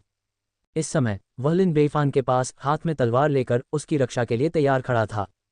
हिजड़ा लियू बीच में खड़ा होकर दोनों पक्षों के लिए चाय डाल रहा था। लिन बेईफान ने मुस्कुराते हुए पूछा, पिछले 2 वर्षों में ये वास्तव में आपका दानव संप्रदाय था जो गुप्त रूप से ग्रेट जिया की मदद कर रहा था, है ना? जी लियूली ने मुस्कुराते हुए सिर हिलाया, हाँ, लेकिन हम दानव संप्रदाय ने भी इससे अच्छा मुनाफा कमाया है, इसलिए यह पारस्परिक रूप से फायदेमंद रहा है। हमारा सहयोग बहुत सुखद रहा है। लिन बेईफान ने अपना चाय का प्याला उठाया, मैं नेताजी के लिए शराब की जगह चाय का उपयोग करूंगा। महाराज, कृपया। जी लियूली ने भी अपनी चाय उठाई। अब जब उनका रिश्ता स्पष्ट हो गया तो उन्होंने चाय पी और माहौल और भी सौहार्दपूर्ण हो गया। तो इस बार आप यहाँ क्यों आए हैं? लिन बेईफान ने पूछा। बेशक, हम अपने सहयोग को और गहरा करना चाहते हैं। जी लियूली का तेजस्वी चेहरा गंभीरता से भरा हुआ था, मैंने आपको और ग्रेट जिया को 2 साल तक देखा है। सिर्फ एक छोटी सी अवधि में आपने ग्रेट जिया को एक छोटे से राज्य से एक राजवंश में विकसित किया है, जिसमें अपार क्षमता दिखाई गई है, जो मुझे काफ़ी आश्चर्यजनक और सराहनीय लगता है। लेकिन अब आपको एक बड़ी समस्या का सामना करना पड़ा है। आपने सभी कुलीन परिवारों को नाराज कर दिया है, आपकी अर्थव्यवस्था को प्रतिबंधित कर दिया गया है, और बाहरी दुनिया के साथ आपके व्यापारिक संबंध काट दिए गए हैं, जिससे आपके आर्थिक विकास पर बहुत ज़्यादा प्रतिबंध लग गया है। बाहरी संसाधनों की मदद के बिना आपके लिए आगे बढ़ना बेहद मुश्किल होगा। इसके अलावा आपके पास बहुत कम सक्षम लोग हैं, चाहे छात्रवृत्ति या मार्शल आर्ट के क्षेत्र में आपके पास बहुत कम हैं। और इन प्रतिभाओं पर अक्सर विभिन्न ताकतों का एकाधिकार होता है, जिससे आपके लिए उन्हें भर्ती करना मुश्किल हो जाता है। इससे पहले ग्रेट जिया एक विशाल राज्य था, अलग थलग, इसलिए कम लोगों का होना कोई बड़ी समस्या नहीं थी। लेकिन अब ग्रेट जिया का क्षेत्र एक औसत राजवंश के बराबर है और जनसंख्या आश्चर्यजनक रूप से 50 मिलियन तक पहुंच गई है। क्या आप सिर्फ उन कुछ लोगों के साथ काम चला सकते हैं? ग्रेट जिया की अब एक विशेषता रह गई है, एक खोखला कोर वाला बड़ा शरीर जो बाहर से मजबूत लेकिन अंदर से कमजोर है। लिन बेईफान ने थोड़ा सिर हिलाया, दूसरे पक्ष के शब्द बिल्कुल सही थे। लेकिन यदि आप हमारे दानव संप्रदाय के साथ अपना सहयोग गहरा करते हैं तो ये सभी समस्याएं हल हो सकती हैं। हमारे दानव संप्रदाय ने 100 से ज़्यादा देशों में कारोबार किया है, जिसका सालाना कारोबार 300 मिलियन टेल चांदी तक है।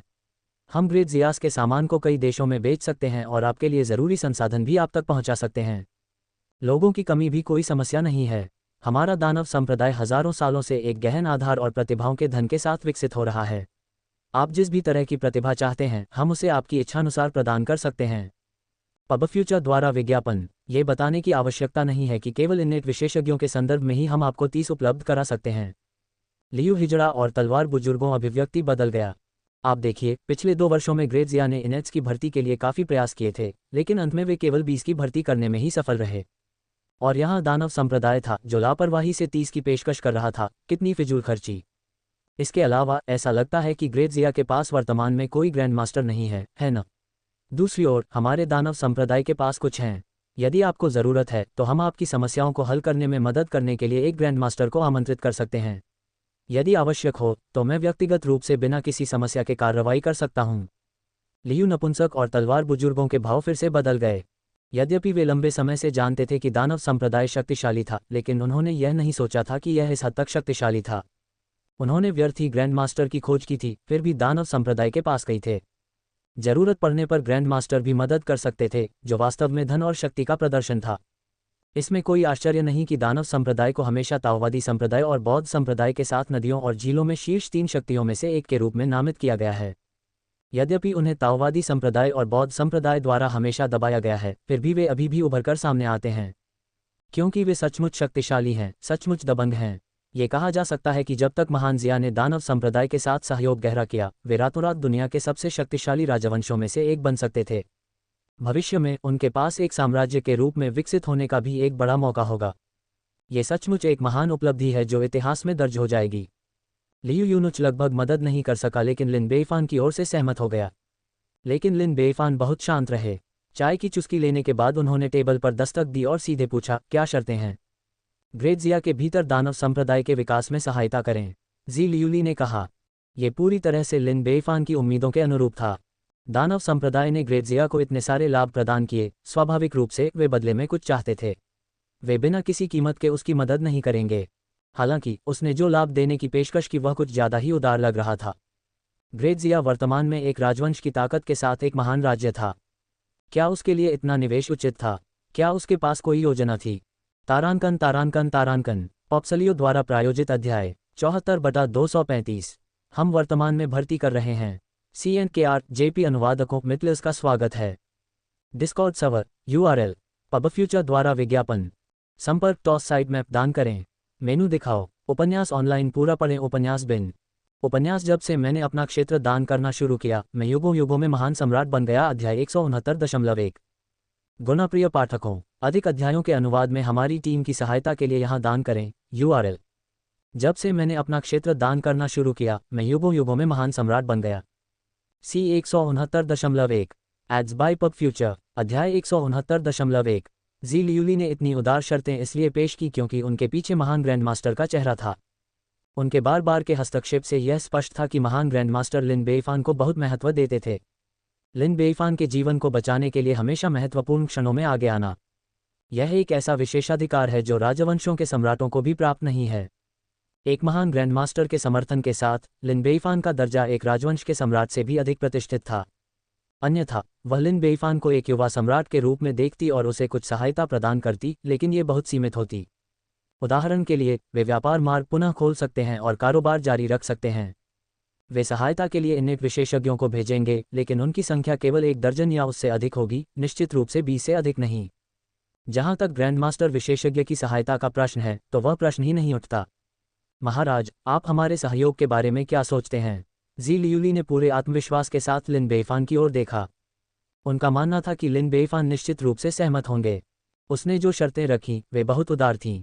चाहे वह व्यापार मार्गों को फिर से खोलना हो, प्रतिभाओं को भेजना हो, या विशेषज्ञों से सहायता प्रदान करना हो, ये सभी ग्रेटजिया को उस समय के अग्रणी राजवंशों में से एक में बदलने के लिए पर्याप्त थे, जिसमें भविष्य में एक साम्राज्य बनने की क्षमता थी। कौन सा सम्राट राजवंश स्थापित नहीं करना चाहेगा और इतिहास में अपनी छाप नहीं छोड़ना चाहेगा? एक महत्वाकांक्षी सम्राट के रूप में लिन बेइफान निश्चित रूप से इस अवसर को नहीं छोड़ेंगे। हालांकि लिन बेइफान ने उसके सवाल का जवाब नहीं दिया। इसके बजाय उसने दूसरा सवाल पूछा, संप्रदाय नेताजी, क्या आप जानते हैं कि इससे पहले बौद्ध संप्रदाय के लोग ग्रेटजिया में अपनी शिक्षाओं को फैलाने की उम्मीद में मुझसे मिलने आए थे? क्या आप जानते हैं कि मैंने उन्हें कैसे जवाब दिया? जी लियूली का दिल दहल गया। बौद्ध संप्रदाय ने पहले ही लोगों को भेज दिया था। वे तुरंत कार्रवाई करने में सक्षम थे। आपने क्या जवाब दिया? जी लियूली ने शांति से पूछा। लिन बेइफान ने उत्तर दिया, मेरा जवाब था कि मैं बौद्ध धर्म में विश्वास नहीं करता, नहीं मैं अपने देश के नागरिकों को इसमें विश्वास करने की अनुमति देता हूँ। Ads by PubFuture. जी लियूली का दिल शांत हो गया। उसके बाद ताओवादी संप्रदाय के लोग मुझे मनाने आए। उस व्यक्ति के पास रुतबा और ईमानदारी थी। जब तक मैं सहमत होता, वह ताओवादी संप्रदाय की पूरी शक्ति को मेरे समर्थन में जुटा सकता था। जी लियूली फिर चिंतित हो गया और पूछा, महाराज, क्या आप सहमत हैं? लिन बेइफान ने अपना सिर हिलाया, मैं भी सहमत नहीं हूँ। जी लियूली प्रसन्न और आश्चर्यचकित दोनों थी। बौद्ध संप्रदाय को अस्वीकार करना एक बात थी, लेकिन ताओवादी संप्रदाय को भी अस्वीकार करना एक बात थी। उनके शब्दों के अनुसार, इसका मतलब है कि ताओवादी संप्रदाय ने एक बुद्धिमान शासक के रूप में लिन बेइफान के गुणों को पहचाना और उनका जोरदार समर्थन करने के लिए तैयार था। पिछले अनुभवों के आधार पर ताओवादी संप्रदाय द्वारा समर्थित कोई भी सम्राट तेजी से उभरेगा और एक शक्तिशाली राजवंश स्थापित करेगा। कौन सा सम्राट ताओवादी संप्रदाय का समर्थन नहीं चाहेगा? कौन सा सम्राट किसी राजवंश का शासक नहीं बनना चाहेगा? फिर भी लिन बेइफान ने ऐसे अत्यंत अनुकूल अवसर को अस्वीकार कर दिया था। महाराज, मना क्यों किया? जी लियूली खुद को रोक नहीं पाए और पूछ बैठी। क्योंकि लिन बेइफान ने दृढ़ विश्वास के साथ कहा, मैं नहीं चाहता कि कोई बाहरी ताकत मेरे देश में घुसपैठ करे। चाहे वह कुलीन परिवार हो या मार्शल संप्रदाय, चाहे वे मुझे कितना भी लाभ पहुंचाएं, मैं इसकी अनुमति नहीं दूंगा। मुझे एक साफ सुथरा ग्रेटजिया चाहिए, एक ग्रेटजिया जो पूरी तरह से मेरे प्रभुत्व में हो। जी लियूली और याओ याओ दंग रह गए। उन्हें इस कारण की उम्मीद नहीं थी। महाराज, क्यों? जी लियूली ने जोर देकर पूछा। क्योंकि मैं एक सिद्धांत को बहुत अच्छी तरह समझता हूँ। लिन बेइफान ने चाय की चुस्की लेने के बाद कहा, मुफ्त में कुछ नहीं मिलता। कुछ पाने के लिए कुछ त्यागना पड़ता है। हालांकि उनके समर्थन से मुझे पता है कि ग्रेटजिया निश्चित रूप से बहुत ऊंचाई पर पहुंच जाएगा, लेकिन फिर ये वह ग्रेटजिया नहीं रह जाएगा जिसकी मैं अपने दिल में कल्पना करता हूँ। इसलिए यह एक ऐसा दरवाज़ा है जिसे कभी नहीं खोला जाना चाहिए। लिन बेइफान के शब्द कुछ रहस्यमय थे, लेकिन जी लियूली समझ गए। कुलीन परिवारों और संप्रदायों का समर्थन प्राप्त करना अल्पावधि में बहुत लाभदायक लग सकता है, लेकिन दीर्घावधि में ये काफ़ी हानिकारक है। Ads by PubFuture. उदाहरण के लिए, यदि आप राष्ट्र के तीव्र विकास में सहयोग के लिए कुलीन परिवारों को शामिल करते हैं, तो यह निश्चित रूप से तेजी से विकास करेगा और विभिन्न पहलुओं में शानदार प्रदर्शन करेगा।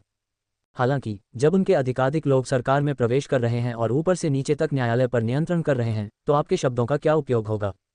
भले ही आप असाधारण रूप से सक्षम हो और अदालत को दबा सकें, लेकिन अगली पीढ़ी का क्या होगा? और उसके बाद की पीढ़ी? क्या आप गारंटी दे सकते हैं कि उन सभी राजकुमारों और पौत्रों में ये क्षमता होगी? इसके अलावा वे बहुत लालची हैं, न केवल अदालत की शक्ति को नियंत्रित करना चाहते हैं बल्कि देश की अर्थव्यवस्था को भी नियंत्रित करना चाहते हैं। उन्होंने चालाकी से धन संपत्ति हड़पने, देश के लाभदायक व्यवसायों पर एकाधिकार करने तथा देश और उसके लोगों की कीमत पर स्वयं को मोटा करने के लिए सभी प्रकार के वैध साधनों का प्रयोग किया। यदि देश बिखर गया तो वे भाग जाएंगे और राजपरिवार को गंदगी साफ करने का काम सौंप देंगे। क्या आप इसे साफ करने में भी कामयाब हो सकते हैं? अंततः ये सब राष्ट्र की बर्बादी और परिवारों के पतन का कारण बनता है। यही सिद्धांत मार्शल आर्ट संप्रदायों को शुरू करने पर भी लागू होता है। पहले तो सब कुछ ठीक रहता है और सहयोग भी अच्छा रहता है, लेकिन अंततः सम्राट के समर्थन से दूसरा पक्ष अनिवार्य रूप से कैंसर बन जाएगा, एक क्षेत्र पर हावी हो जाएगा और उसे धमकाएगा तथा आपकी शक्ति को खतरे में डाल देगा। आप उनसे छुटकारा नहीं पा सकेंगे क्योंकि आपकी सेना और दरबार में उनके लोग घुसपैठ कर सकते हैं।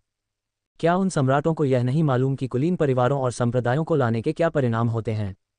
नहीं, वे जानते हैं, लेकिन वे मना नहीं कर सकते। इन ताकतों के समर्थन के बिना देश का विकास करना बहुत कठिन है। संसाधन, धन, प्रतिभा, भूमि इत्यादि सभी आवश्यक हैं, और ये चीजें अक्सर विभिन्न शक्तियों के हाथों में होती हैं। इसलिए पहले उन्हें झुकना होगा, देश का विकास करना होगा और फिर उसके बाद की स्थिति से निपटना होगा। लेकिन अंत में अधिकांश लोग असफल हो जाते हैं। Ads by PubFuture. तो यह मेरा आपके लिए जवाब है। लिन बेईफान ने अपना चाय का प्याला नीचे रखा और कहा, इस महान जिया पर केवल मैं ही शासन कर सकता हूँ।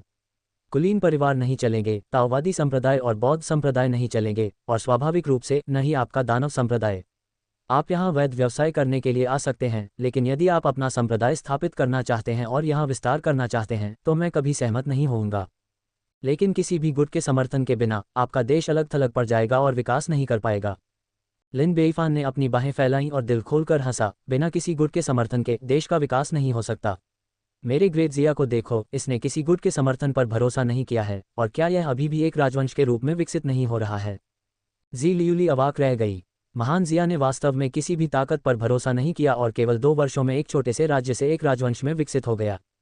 लेकिन इसे केवल चमत्कार ही कहा जा सकता है, एक ऐसा चमत्कार जो दोबारा नहीं दोहराया जा सकता।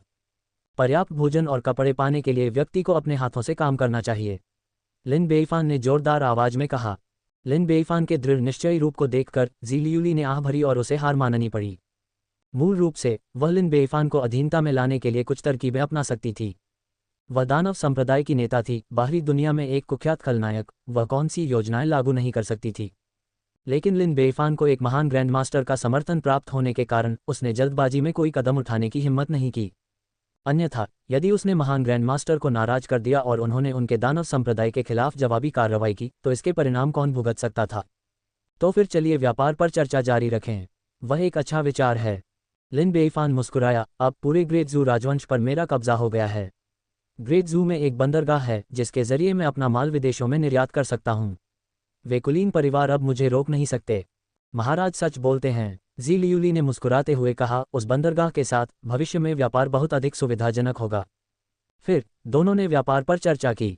दोनों पक्ष ईमानदार थे और उन्होंने जल्दी ही 50 मिलियन टेल प्रति वर्ष का सौदा तय कर लिया।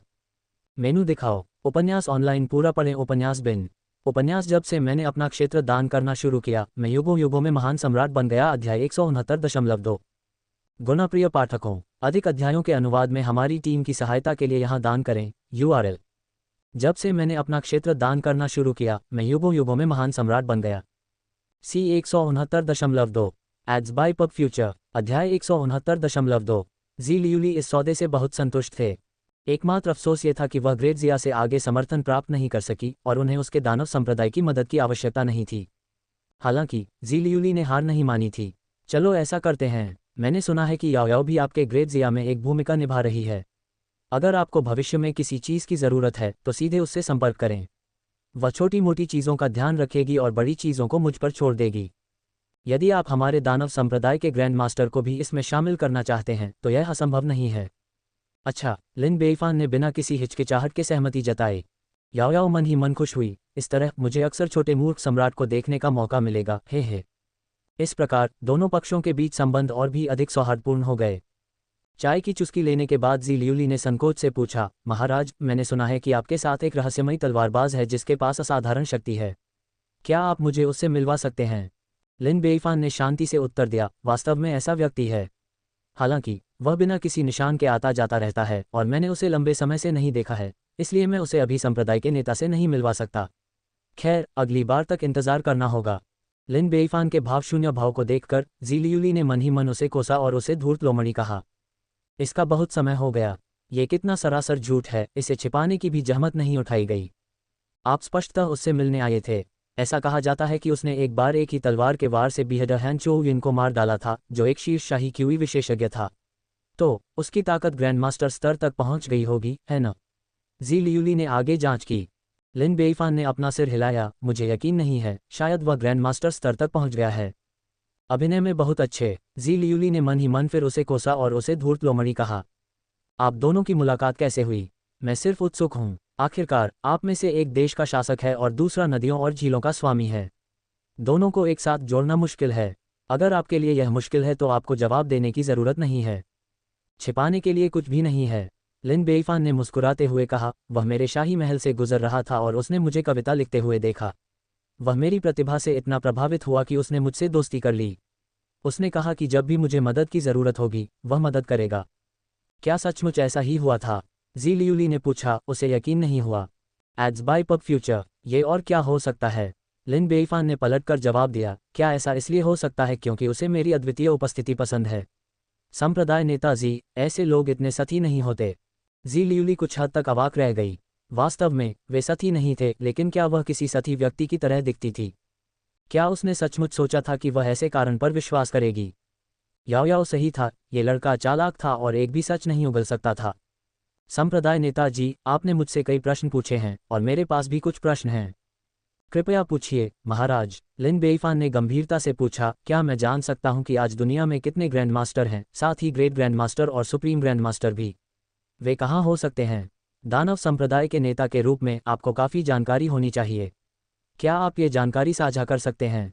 लिन बेईफान ने इन मामलों के बारे में दो कारणों से पूछताछ की। पहला, दुनिया के मजबूत आंकड़ों की स्थिति को समझना और इसे अपने भविष्य के निर्णयों के आधार के रूप में उपयोग करना। दूसरा, ये देखना कि क्या वह कुछ लोगों को अपनी ओर आकर्षित कर सकता है। जी लियूली ने फिर भी गहराई से सोचा। शायद यह उसके पीछे बैठे सीनियर की ओर से था। आखिरकार, शीर्ष पर अकेलापन ही होता है। कोई जितना अधिक मजबूत होगा, वह उतना ही अधिक अपने साथियों के साथ बातचीत करना चाहेगा। आपने वाकई सही व्यक्ति से पूछा है। हमारे दानव संप्रदायों का खुफिया नेटवर्क पूरी दुनिया में फैला हुआ है और हम ग्रैंड मास्टर्स के बारे में काफ़ी जानकार हैं। मैं आपको इसके बारे में विस्तार से बताता हूँ। मेरा कान है। इसके बाद जी लियूली ने लिन बेईफान को ग्रैंड मास्टर्स की स्थिति के बारे में सूचित किया। ग्रैंड मास्टर्स वास्तव में बहुत दुर्लभ हैं। 100 इंपीरियल क्यूई विशेषज्ञों में से शायद एक भी ऐसा न हो जो ग्रैंड मास्टर स्तर तक पहुंच सके।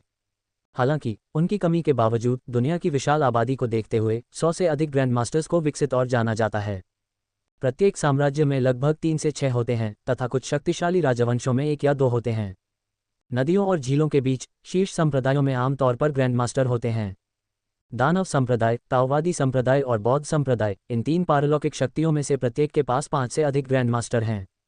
कुछ कुलीन परिवार भी हैं जिनके यहाँ ग्रैंड मास्टर निवास करते हैं। इसमें पहले से ही 90% से अधिक ग्रैंड मास्टर्स शामिल हैं, जिनमें से 20 से भी कम गैर संबद्ध या बिना किसी संप्रदाय के हैं। Ads by PubFuture, grand masters दुर्लभ हैं और ग्रेट ग्रैंड मास्टर्स तो और भी दुर्लभ हैं, लगभग अदृश्य। अब तक ज्ञात एकमात्र तथ्य यह है कि वर्तमान समय के 4 शीर्ष राजवंशों में से प्रत्येक के पीछे एक महान ग्रैंड मास्टर है। दानव संप्रदाय, ताओवादी संप्रदाय और बौद्ध संप्रदाय में भी प्रत्येक के पास एक महान ग्रैंड मास्टर का समर्थन है। उनके अलावा एक अकेला ग्रेट ग्रैंड मास्टर भी है जो लंबे समय से भटक रहा है, पहाड़ों और नदियों में खेल रहा है, एक लापरवाह जीवन जी रहा है और लंबे समय से नजरों से ओझल है। इस बिंदु पर जी लियूली मदद नहीं कर सका, लेकिन लिन बेईफान पर नजर डाली। वर्तमान में केवल 8 ज्ञात ग्रेट ग्रैंड मास्टर्स हैं, जिनमें से 7 क्रमशः 7 शीर्ष शक्तियों में पदस्थ हैं तथा एक का ठिकाना अज्ञात है। इस युवा के पीछे एक महान ग्रैंड मास्टर है। वह सचमुच भाग्यशाली है, सचमुच धन्य है। क्या ऐसा हो सकता है कि उसके पीछे खड़ा महान ग्रैंड मास्टर ही वह अकेला व्यक्ति हो? लेकिन कुछ बात समझ में नहीं आ रही है। वह महान ग्रैंड मास्टर तलवारबाजी के लिए नहीं जाना जाता है। तो लिन बेईफान के पीछे एक नया ग्रेट ग्रैंड मास्टर होना चाहिए, लेकिन ये कौन हो सकता है? किस ग्रैंड मास्टर ने उस स्तर तक पहुंचने के लिए साधना की है? वह इसका पता नहीं लगा सकी और उसने निर्णय लिया कि उसे वापस लौटने के बाद जांच करने और सच्चाई को उजागर करने के लिए अपने संसाधनों का उपयोग करना चाहिए। तो यह ऐसा ही है। लिन बेईफान ने उसकी व्याख्या सुनने के बाद सिर हिलाया। उन्हें एहसास हुआ कि ग्रैंड मास्टर्स तो दुर्लभ हैं और ग्रेट ग्रैंड मास्टर्स तो और भी दुर्लभ हैं, जिनमें से केवल 8 के नाम ही ज्ञात हैं। अब जबकि उनमें स्वयं एक महान ग्रैंड मास्टर की ताकत है, तो ऐसा लगता है कि वे थोड़ा अधिक लापरवाह हो सकते हैं और इतने रूढ़िवादी नहीं हो सकते। सर्वोच्च ग्रैंडमास्टर के बारे में क्या? लिन बेइफान ने आगे पूछा, क्योंकि अब केवल इतना शक्तिशाली प्राणी ही उसके लिए खतरा बन सकता है। सर्वोच्च ग्रैंडमास्टर जी लियूली ने अपना सिर हिलाया और एक व्यंग्यात्मक मुस्कान के साथ कहा, बहुत समय हो गया है जब से हमने ऐसे किसी व्यक्ति के बारे में सुना है। 100 साल पहले एक था। सिर्फ एक हाथ से उसने उस समय के कई महान ग्रैंडमास्टर्स को हराया, जिससे वे अपना सिर उठाने में असमर्थ हो गए। दुनिया में उसका कोई मुकाबला नहीं था। लेकिन फिर वह गायब हो गया और तब से उसे नहीं देखा गया है। कुछ लोगों को संदेह है कि उसने शून्य को तोड़ दिया है और एक सांसारिक अमर बन गया है। अन्य लोग अनुमान लगाते हैं कि वह मर चुका है, उसका शरीर और दाव गायब हो गया है। यहाँ तक कि हमारे दानव संप्रदाय भी इसकी बारीकियों का पता नहीं लगा सकते हैं। बेशक मौजूदा 8 महान ग्रैंडमास्टर्स के पास भी अपने गहन संचय के साथ आगे बढ़ने और सर्वोच्च ग्रैंडमास्टर्स बनने का अवसर है। हालांकि अभी तक किसी भी प्रगति की कोई खबर नहीं है। जब ऐसा होगा तो मैं आपको सूचित करूंगा। इसके बाद लिन बेइफान और उसने काफ़ी देर तक बातचीत की। अब उन्हें विभिन्न ग्रैंडमास्टर्स के बारे में अच्छी समझ हो गई थी। ग्रैंडमास्टर्स दुर्लभ तो हैं, लेकिन कम भी नहीं हैं। आमतौर पर वे प्रमुख महाशक्तियों के हाथों में होते हैं और बिना अच्छे कारण के उन्हें उकसाना अच्छा नहीं है। महान ग्रैंडमास्टर तो और भी दुर्लभ हैं। वर्तमान में केवल 8 ही ज्ञात हैं। एड्स बाय पब फ्यूचर, उनमें से 7 4 पारलौकिक शक्तियों पर तैनात हैं और एक स्वतंत्र आत्मा है जिसका ठिकाना अज्ञात है। हालांकि ऐसे शक्तिशाली प्राणी अब शायद ही कभी कोई कार्रवाई करते हैं। सामान्यतः जब तक वे जिस शक्ति से जुड़े हैं उसके विलुप्त होने का खतरा नहीं होता, तब तक वे हस्तक्षेप नहीं करेंगे। वे ऊंचे और शक्तिशाली स्थान पर बैठकर विश्व की घटनाओं को घटते हुए देखते रहते हैं। जहां तक सर्वोच्च ग्रैंडमास्टर का प्रश्न है, उसे गए 100 साल हो गए हैं और कोई नहीं जानता कि वह जीवित है या मर गया। जहां तक इन शक्तिशाली प्राणियों के ठिकाने का सवाल है, अधिकांश दानव संप्रदाय भी अनभिज्ञ हैं। आखिरकार ऐसे व्यक्ति अपनी मर्जी से आते जाते रहते हैं, वे मायावी होते हैं और बहुत कम लोग ही उनकी गतिविधियों पर नजर रख पाते हैं। खैर, देर हो रही है, मुझे अब वापस जाना चाहिए। अगर आपको कुछ चाहिए तो बस याओ याओ से संपर्क करें। जी लियूली खड़ी हो गई। यहाँ काफ़ी समय बिताने के बाद उसे वापस लौटना पड़ा। ठीक है, जब तक हम फिर से मिलते हैं। लिन बेइफान उसे विदा करने के लिए खड़ा हुआ। याओ याओ उसके पीछे पीछे बाहर आए और तंबू से बाहर निकलने से पहले उसने अपना सिर घुमाया और अपने होठों से लिन बेइफान को एक संदेश भेजा। हालांकि कोई आवाज़ नहीं थी, लिन बेइफान समझ गया। उसने कहा, मैं कुछ दिनों में आपसे मिलने आऊंगी। दोनों की लुप्त होती आकृतियों को देखते हुए लिन बेइफान ने तलवार के बुजुर्ग से पूछा, शिष्य, दानव संप्रदाय के नेता के शब्दों को सुनने के बाद आपको क्या लगता है? तलवारबाज एल्डर ने अपना सिर हिलाया और आह भरी, मैंने कभी नहीं सोचा था कि दुनिया में इतने शक्तिशाली लोग हैं। मैं हमेशा पहाड़ की तलहटी में रहा हूँ, इसलिए ऊपर का नज़ारा नहीं देख पाया। एक बार जब मैं ग्रैंडमास्टर तक पहुँच जाऊँगा तो मैं निश्चित रूप से तलवार की लड़ाई के लिए उनका पीछा करूँगा। लिन बेइफान ने जोर से प्रशंसा करते हुए कहा, यह सही है। यह इस तरह की लड़ाई की भावना है जो किसी को आगे बढ़ने की अनुमति देती है। हाँ मास्टर, तलवार एल्डर ने अपनी आंखों में दृढ़ निश्चय के साथ कहा। तारांकन तारांकन तारांकन, TLN, खेती के स्तर, अर्जित क्षेत्र, तृतीय श्रेणी, द्वितीय श्रेणी, प्रथम श्रेणी। जन्मजात क्षेत्र, सच्चा QE, सूक्ष्म QE, शाही QE। दिव्य क्षेत्र, grand master, great grand master, supreme grand master. शून्य पारलौकिकता क्षेत्र, सांसारिक अमर। पॉप्सलियो द्वारा प्रायोजित अध्याय 76/239। हम वर्तमान में भर्ती कर रहे हैं। CNKR JP अनुवादकों मिटलर्स का स्वागत है। Discord server URL ads by PubFuture. संपर्क टॉस साइट मैप दान करें मेनू दिखाओ। उपन्यास ऑनलाइन पूरा पढ़ें। उपन्यास बिन। उपन्यास जब से मैंने अपना क्षेत्र दान करना शुरू किया, मैं युगों युगों में महान सम्राट बन गया। अध्याय 170.1। गुणप्रिय पाठकों, अधिक अध्यायों के अनुवाद में हमारी टीम की सहायता के लिए यहाँ दान करें। URL। जब से मैंने अपना क्षेत्र दान करना शुरू किया, मैं युगों युगों में महान सम्राट बन गया। C 170.1। पब फ्यूचर द्वारा विज्ञापन। अध्याय 170.1। अपने तंबू में वापस आकर लिन बेइफान ने कुछ देर तक विचार किया और उसके द्वारा कई आदेश जारी किए गए। ग्रेट जू शाही परिवार के सभी सदस्यों को खत्म कर दो। शाही खून वाले किसी भी व्यक्ति को मत छोड़ो। क्षेत्र के सभी कुलीन परिवार के वंशजों का सफाया कर दिया जाए और उनकी सारी संपत्ति जब्त कर ली जाए। स्थानीय शक्तिशाली अधिकारियों का दमन करो। यदि वे विद्रोह में भाग लें तो उन्हें भी मार डालो तथा उनकी सारी संपत्ति जब्त कर लो। क्षेत्र के भीतर कोई भी संप्रदाय जो विद्रोह में भाग लेता है या ग्रेट जिया का विरोध करता है, उसे बिना किसी दया के तुरंत नष्ट कर दिया जाएगा। जो लोग भाग नहीं लेते हैं उन्हें देश से निकाल दिया जाएगा। अगर कोई असंतुष्ट है तो उसे मार डालो, और जो लोग इसका पालन नहीं करते, चाहे उनकी स्थिति कुछ भी हो, उन सभी को मार डालो। इन 5 खूनी फरमानों को अग्रिम मोर्चे पर भेज दिया गया, जिससे पूरा ग्रेट जू खून और आतंक की भूमि में बदल गया। ग्रेट जू के सम्राट को सिंहासन पर बैठे ज्यादा समय नहीं हुआ था और उनकी संतानें कम थीं। ग्रेट जिया सैनिकों के आक्रमण के बाद वे पहले ही पूरी तरह से नष्ट हो चुके थे। इस क्षेत्र के कुलीन परिवार के वंशज भी लगभग पूरी तरह से बाइजू द्वारा मारे गए थे। केवल स्थानीय शक्तिशाली अधिकारियों ने ही उग्र प्रतिरोध किया, लेकिन भारी सेना के दबाव के कारण वे कोई गड़बड़ी नहीं फैला सके। इस कार्रवाई के बाद हजारों लोगों के सिर गिर गए। ऊपर से नीचे तक पूरी तरह से सफाई की गई थी। अब केवल क्षेत्र के भीतर के संप्रदाय ही बचे रह गए। ये संप्रदाय बल कम नहीं थे, लगभग 1 दर्जन या उससे भी ज्यादा। भले ही उनका विद्रोह करने का इरादा था या नहीं, वे लिन बेईफान की नज़र में एक अस्थिर शक्ति थे और उन्हें खत्म करना था। छोटे संप्रदाय लिन बेईफान की सेना के सामने समर्पण करने के अलावा कुछ नहीं कर सकते थे। वे या तो भाग सकते थे या आत्मसमर्पण कर सकते थे, लेकिन कुछ बड़े संप्रदाय बिना लड़ाई के कब्जा करने को तैयार नहीं थे। इस समय चाई युक्सिन जिनशान मंदिर को घेरने के लिए 100,000 की सेना का नेतृत्व कर रहा था। जिनशान मंदिर के भिक्षुओं, इस जनरल की बात सुनो। अब आप महान जिया सेना से घिरे हुए हैं। आपके पास 3 दिन हैं, या तो अपनी प्रतिज्ञाओं को त्याग दें और पहाड़ से नीचे उतरें या महान जिया क्षेत्र छोड़ दें, अन्यथा हमें हृदयहीन होने का दोष न दें। जिनशान मंदिर के मठाधीश सैकड़ों भिक्षुओं को साथ लेकर प्रवेश द्वार पर चाई युक्सिन से भिड़ गए। अमिताभ, हम भिक्षु शाकाहार और प्रार्थना का जीवन जीते हैं, सांसारिक मामलों में खुद को शामिल नहीं करते हैं और कभी किसी विद्रोह में शामिल नहीं हुए हैं। महान जिया इतना आक्रामक क्यों है, हमें छोड़ने के लिए मजबूर कर रहा है? मठाधीश ने अपने गुस्से को दबाते हुए पूछा। चाई युक्सिन ने व्यंग्य किया, ये ठीक है कि आपने मामलों में हस्तक्षेप नहीं किया है, इसलिए हम आपको मौका दे रहे हैं। अन्यथा आप पहले से ही लाश बन चुके होते, पश्चिमी स्वर्ग में बुद्ध के साथ फिर से मिल रहे होते। एक विद्रोही भिक्षु ने कहा, यदि हम नहीं जाएंगे तो क्या होगा? पबफ्यूचा द्वारा विज्ञापन, अगर तुम नहीं गए तो यही तुम्हारा हश्र होगा। चाई युक्सिन ने एक धधकते भाले को पकड़ते हुए उसे आगे बढ़ाया। उस प्रहार से उसने चौक में स्थित 3 झांग ऊंची बुद्ध प्रतिमा को चकनाचूर कर दिया। भिक्षु आश्चर्यचकित और घबरा गए, बुद्ध के प्रति ऐसी निंदा, ऐसा पाप।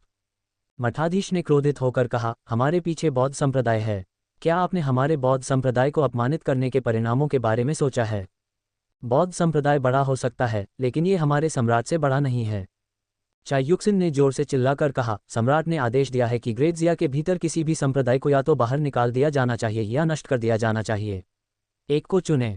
आक्रमण। 100,000 सैनिकों ने अपने हथियार उठाए, जिनशान मंदिर को धमकाया। भिक्षुओं के हृदय में ठंडक महसूस हुई और फिर उन्होंने बीच में खड़े मठाधीश की ओर देखा। गुरुजी, अब हम क्या करें? क्या हमें चले जाना चाहिए या यहीं रहना चाहिए? आइए अंत तक प्रतिरोध करें, हम मरने से नहीं डरते। जिनशान मंदिर के मठाधीश ने अपने अधीन भिक्षुओं की ओर देखा और फिर अपने सामने खड़ी 1 लाख सैनिकों की सेना की ओर देखा और असहाय होकर आहें भरने लगा। यद्यपि उनके मंदिर में कुछ भिक्षु युद्ध कला में निपुण थे, फिर भी वे विरोधी सेना का मुकाबला नहीं कर सके। अगर लड़ाई की नौबत आई तो निश्चित रूप से वे ही हारेंगे। मंदिर के प्रमुख के रूप में वह जल्दबाजी में काम नहीं कर सकते थे और अपने पीछे खड़े भिक्षुओं को ऐसा जोखिम उठाने नहीं दे सकते थे। अमिताभ, मठाधीश ने प्रार्थना में अपने हाथ जोड़े और दर्द से कहा, दुश्मन बहुत शक्तिशाली है। हम अस्थायी रूप से इस स्थान को छोड़ देंगे और फिर बौद्ध संप्रदाय से हमारे लिए निर्णय लेने और हमारे लिए न्याय मांगने के लिए कहेंगे। हाँ मास्टर। इसलिए भिक्षुओं के समूह ने जल्दी से अपना सामान पैक किया और जिनशान मंदिर छोड़ दिया। जाने से पहले जिनशान मंदिर के मठाधीश ने अनिच्छा से मंदिर की ओर देखा और चाई युक्सिन से सख्त लेकिन डरावने लहजे में कहा, अमिताभ, बुद्ध के प्रति ऐसा अनादर दिखाने पर तुम्हें निश्चित रूप से स्वयं बुद्ध द्वारा दंडित किया जाएगा। चाई युक्सिन ने आत्मसंतुष्ट होकर कहा, अगर वाकई कोई बुद्ध है तो उसे आकर मुझे सजा देनी चाहिए। आओ, जिनशान मंदिर को बंद करो। जुवानमिंग ताओवादी मंदिर पर भी जनरलों तियांगोंग, दिगोंग और रेंगोंग की सेनाओं द्वारा घेराव किया जा रहा था। पबफ्यूचा द्वारा विज्ञापन, क्या ख्याल है? 2 दिन हो गए हैं। अगर तुम अभी नहीं गए तो हम तीनों भाई कोई रहम नहीं करेंगे। ताओवादी मंदिर के स्वामी बहुत उत्तेजित थे। हमारा मंदिर यहाँ 100 साल से भी ज्यादा समय से स्थापित है। तुम वाकई चाहते हो कि हम अपनी नींव छोड़कर दूर भाग जाएं? हम ऐसा नहीं कर सकते। हम ऐसा नहीं कर सकते। ये हमारा घर है, हम इसे नहीं छोड़ेंगे। ताओवादी मंदिर के सभी शिष्य बहुत उत्साहित थे। ऐसा लगता है कि आपने दूसरा विकल्प चुना है। तीनों जनरलों की आंखों में एक ठंडी रोशनी चमक उठी और जनरल तियांगोंग ने अशुभ रूप से कहा, सम्राट की आज्ञा का पालन करना होगा, अन्यथा आप मारे जाएंगे। हमला करो। तीनों जनरलों के पीछे खड़ी सेना एक स्वर में चिल्लाए। हालांकि मंदिर स्वामी ने कोई डर नहीं दिखाया। हालांकि सेना बहुत शक्तिशाली थी, फिर भी वे प्रतिरोध करने की शक्ति से रहित नहीं थे। उनके मंदिर में भले ही बहुत से लोग न हों, लेकिन हर कोई कुशल था और उनके पास 2 जनजात विशेषज्ञ थे। यद्यपि ये सेना विरोधी सेना को पराजित करने में असमर्थ थी, फिर भी यह कई दिनों तक टिकी रही। उन्हें बस ताओवादी संप्रदाय से समर्थन की प्रतीक्षा करनी थी। तो आओ, हम ताओवादी मंदिर के साथ जिएंगे या मरेंगे? मंदिर के स्वामी ने जोर से चिल्लाकर कहा। हम ताओवादी मंदिर के साथ जिएंगे या मरेंगे? उसके शिष्य चिल्लाए, जिद्दी मूर्खों, मार डालो। जनरल दिगोंग ने आदेश दिया। सब लोग रुक जाओ, एक शांत आवाज आई। सभी ने मुड़कर देखा तो हरे कपड़े पहने एक महिला किसी परी की तरह शान से आती हुई दिखाई दी। ताओवादी मंदिर के गुरु ने उसे देखा और उसके चेहरे पर खुशी के भाव उभर आए। ताओवादी बच्ची, तुम आ गई हो। क्या तुम हमारी मदद करने आए हो? सोंग यूफेई ने अपना सिर हिलाया। नहीं, मैं तुम्हें जाने के लिए मनाने आई हूँ। मैंने तुम्हारे लिए एक अच्छी जगह ढूंढ ली है, मेरे साथ आओ। ताओवादी मंदिर के स्वामी बहुत हैरान हुए। ताओवादी बालक, क्यों? आपको पता होना चाहिए, ताओवादी बच्चा ताओवादी संप्रदाय का प्रतिनिधित्व करता है। विश्व की कुछ पारलौकिक शक्तियों में से एक होने के नाते क्या वे एक नए राजवंश से डरेंगे? सोंग यूफेई दूसरे पक्ष के विचारों को बहुत अच्छी तरह से समझती थी, लेकिन वह अपने दिल में केवल एक कड़वी मुस्कान के साथ जवाब दे सकती थी। पब फ्यूचर द्वारा विज्ञापन। वह नहीं चाहती थी कि दोनों पक्षों में लड़ाई शुरू हो। लिन बेईफान के बारे में उसकी समझ के अनुसार वह अपनी बात का पक्का आदमी था और अपने रवैये में बहुत दृढ़ था। अगर वह किसी भी मार्शल संप्रदाय को अपने घरेलू मामलों में प्रभाव डालने की अनुमति नहीं देता तो कोई भी नहीं होता। देखिए, अब तो सेना भी भेज दी गई है, जो थोड़ी सी भी असहमति पर हत्या शुरू करने के लिए तैयार है। इसलिए वह दोनों पक्षों के बीच टकराव कम करने और उनके संघर्ष को कम करने के लिए हालात बिगड़ने से पहले ही हस्तक्षेप कर सकती थी। यह मामला बहुत महत्वपूर्ण है, मेरी बात सुनो। सोंग यूफेई के गंभीर अनुनय के बाद ताओवादी मंदिर स्वामी ने अंततः, हालांकि अनिच्छा से, अपने लोगों को स्थानांतरित करने के लिए नेतृत्व किया। कई अन्य मंदिरों और ताओवादी मंदिरों को भी खदेड़ दिया गया। जब ये बात फैली तो पूरी दुनिया हैरान रह गई। आखिर वह मूर्ख सम्राट क्या सोचता है कि वह क्या कर रहा है? आम मार्शल संप्रदायों को भगाना एक बात है, लेकिन भिक्षुओं और ताओवादी पुजारियों को? उन्होंने आपको नाराज या उकसाया नहीं है, तो आप उन्हें भी क्यों भगा रहे हैं? उनके पीछे बौद्ध संप्रदाय और ताओवादी संप्रदाय खड़े हैं। क्या वह आदमी उनका विरोध करके मुसीबत को आमंत्रित नहीं कर रहा है?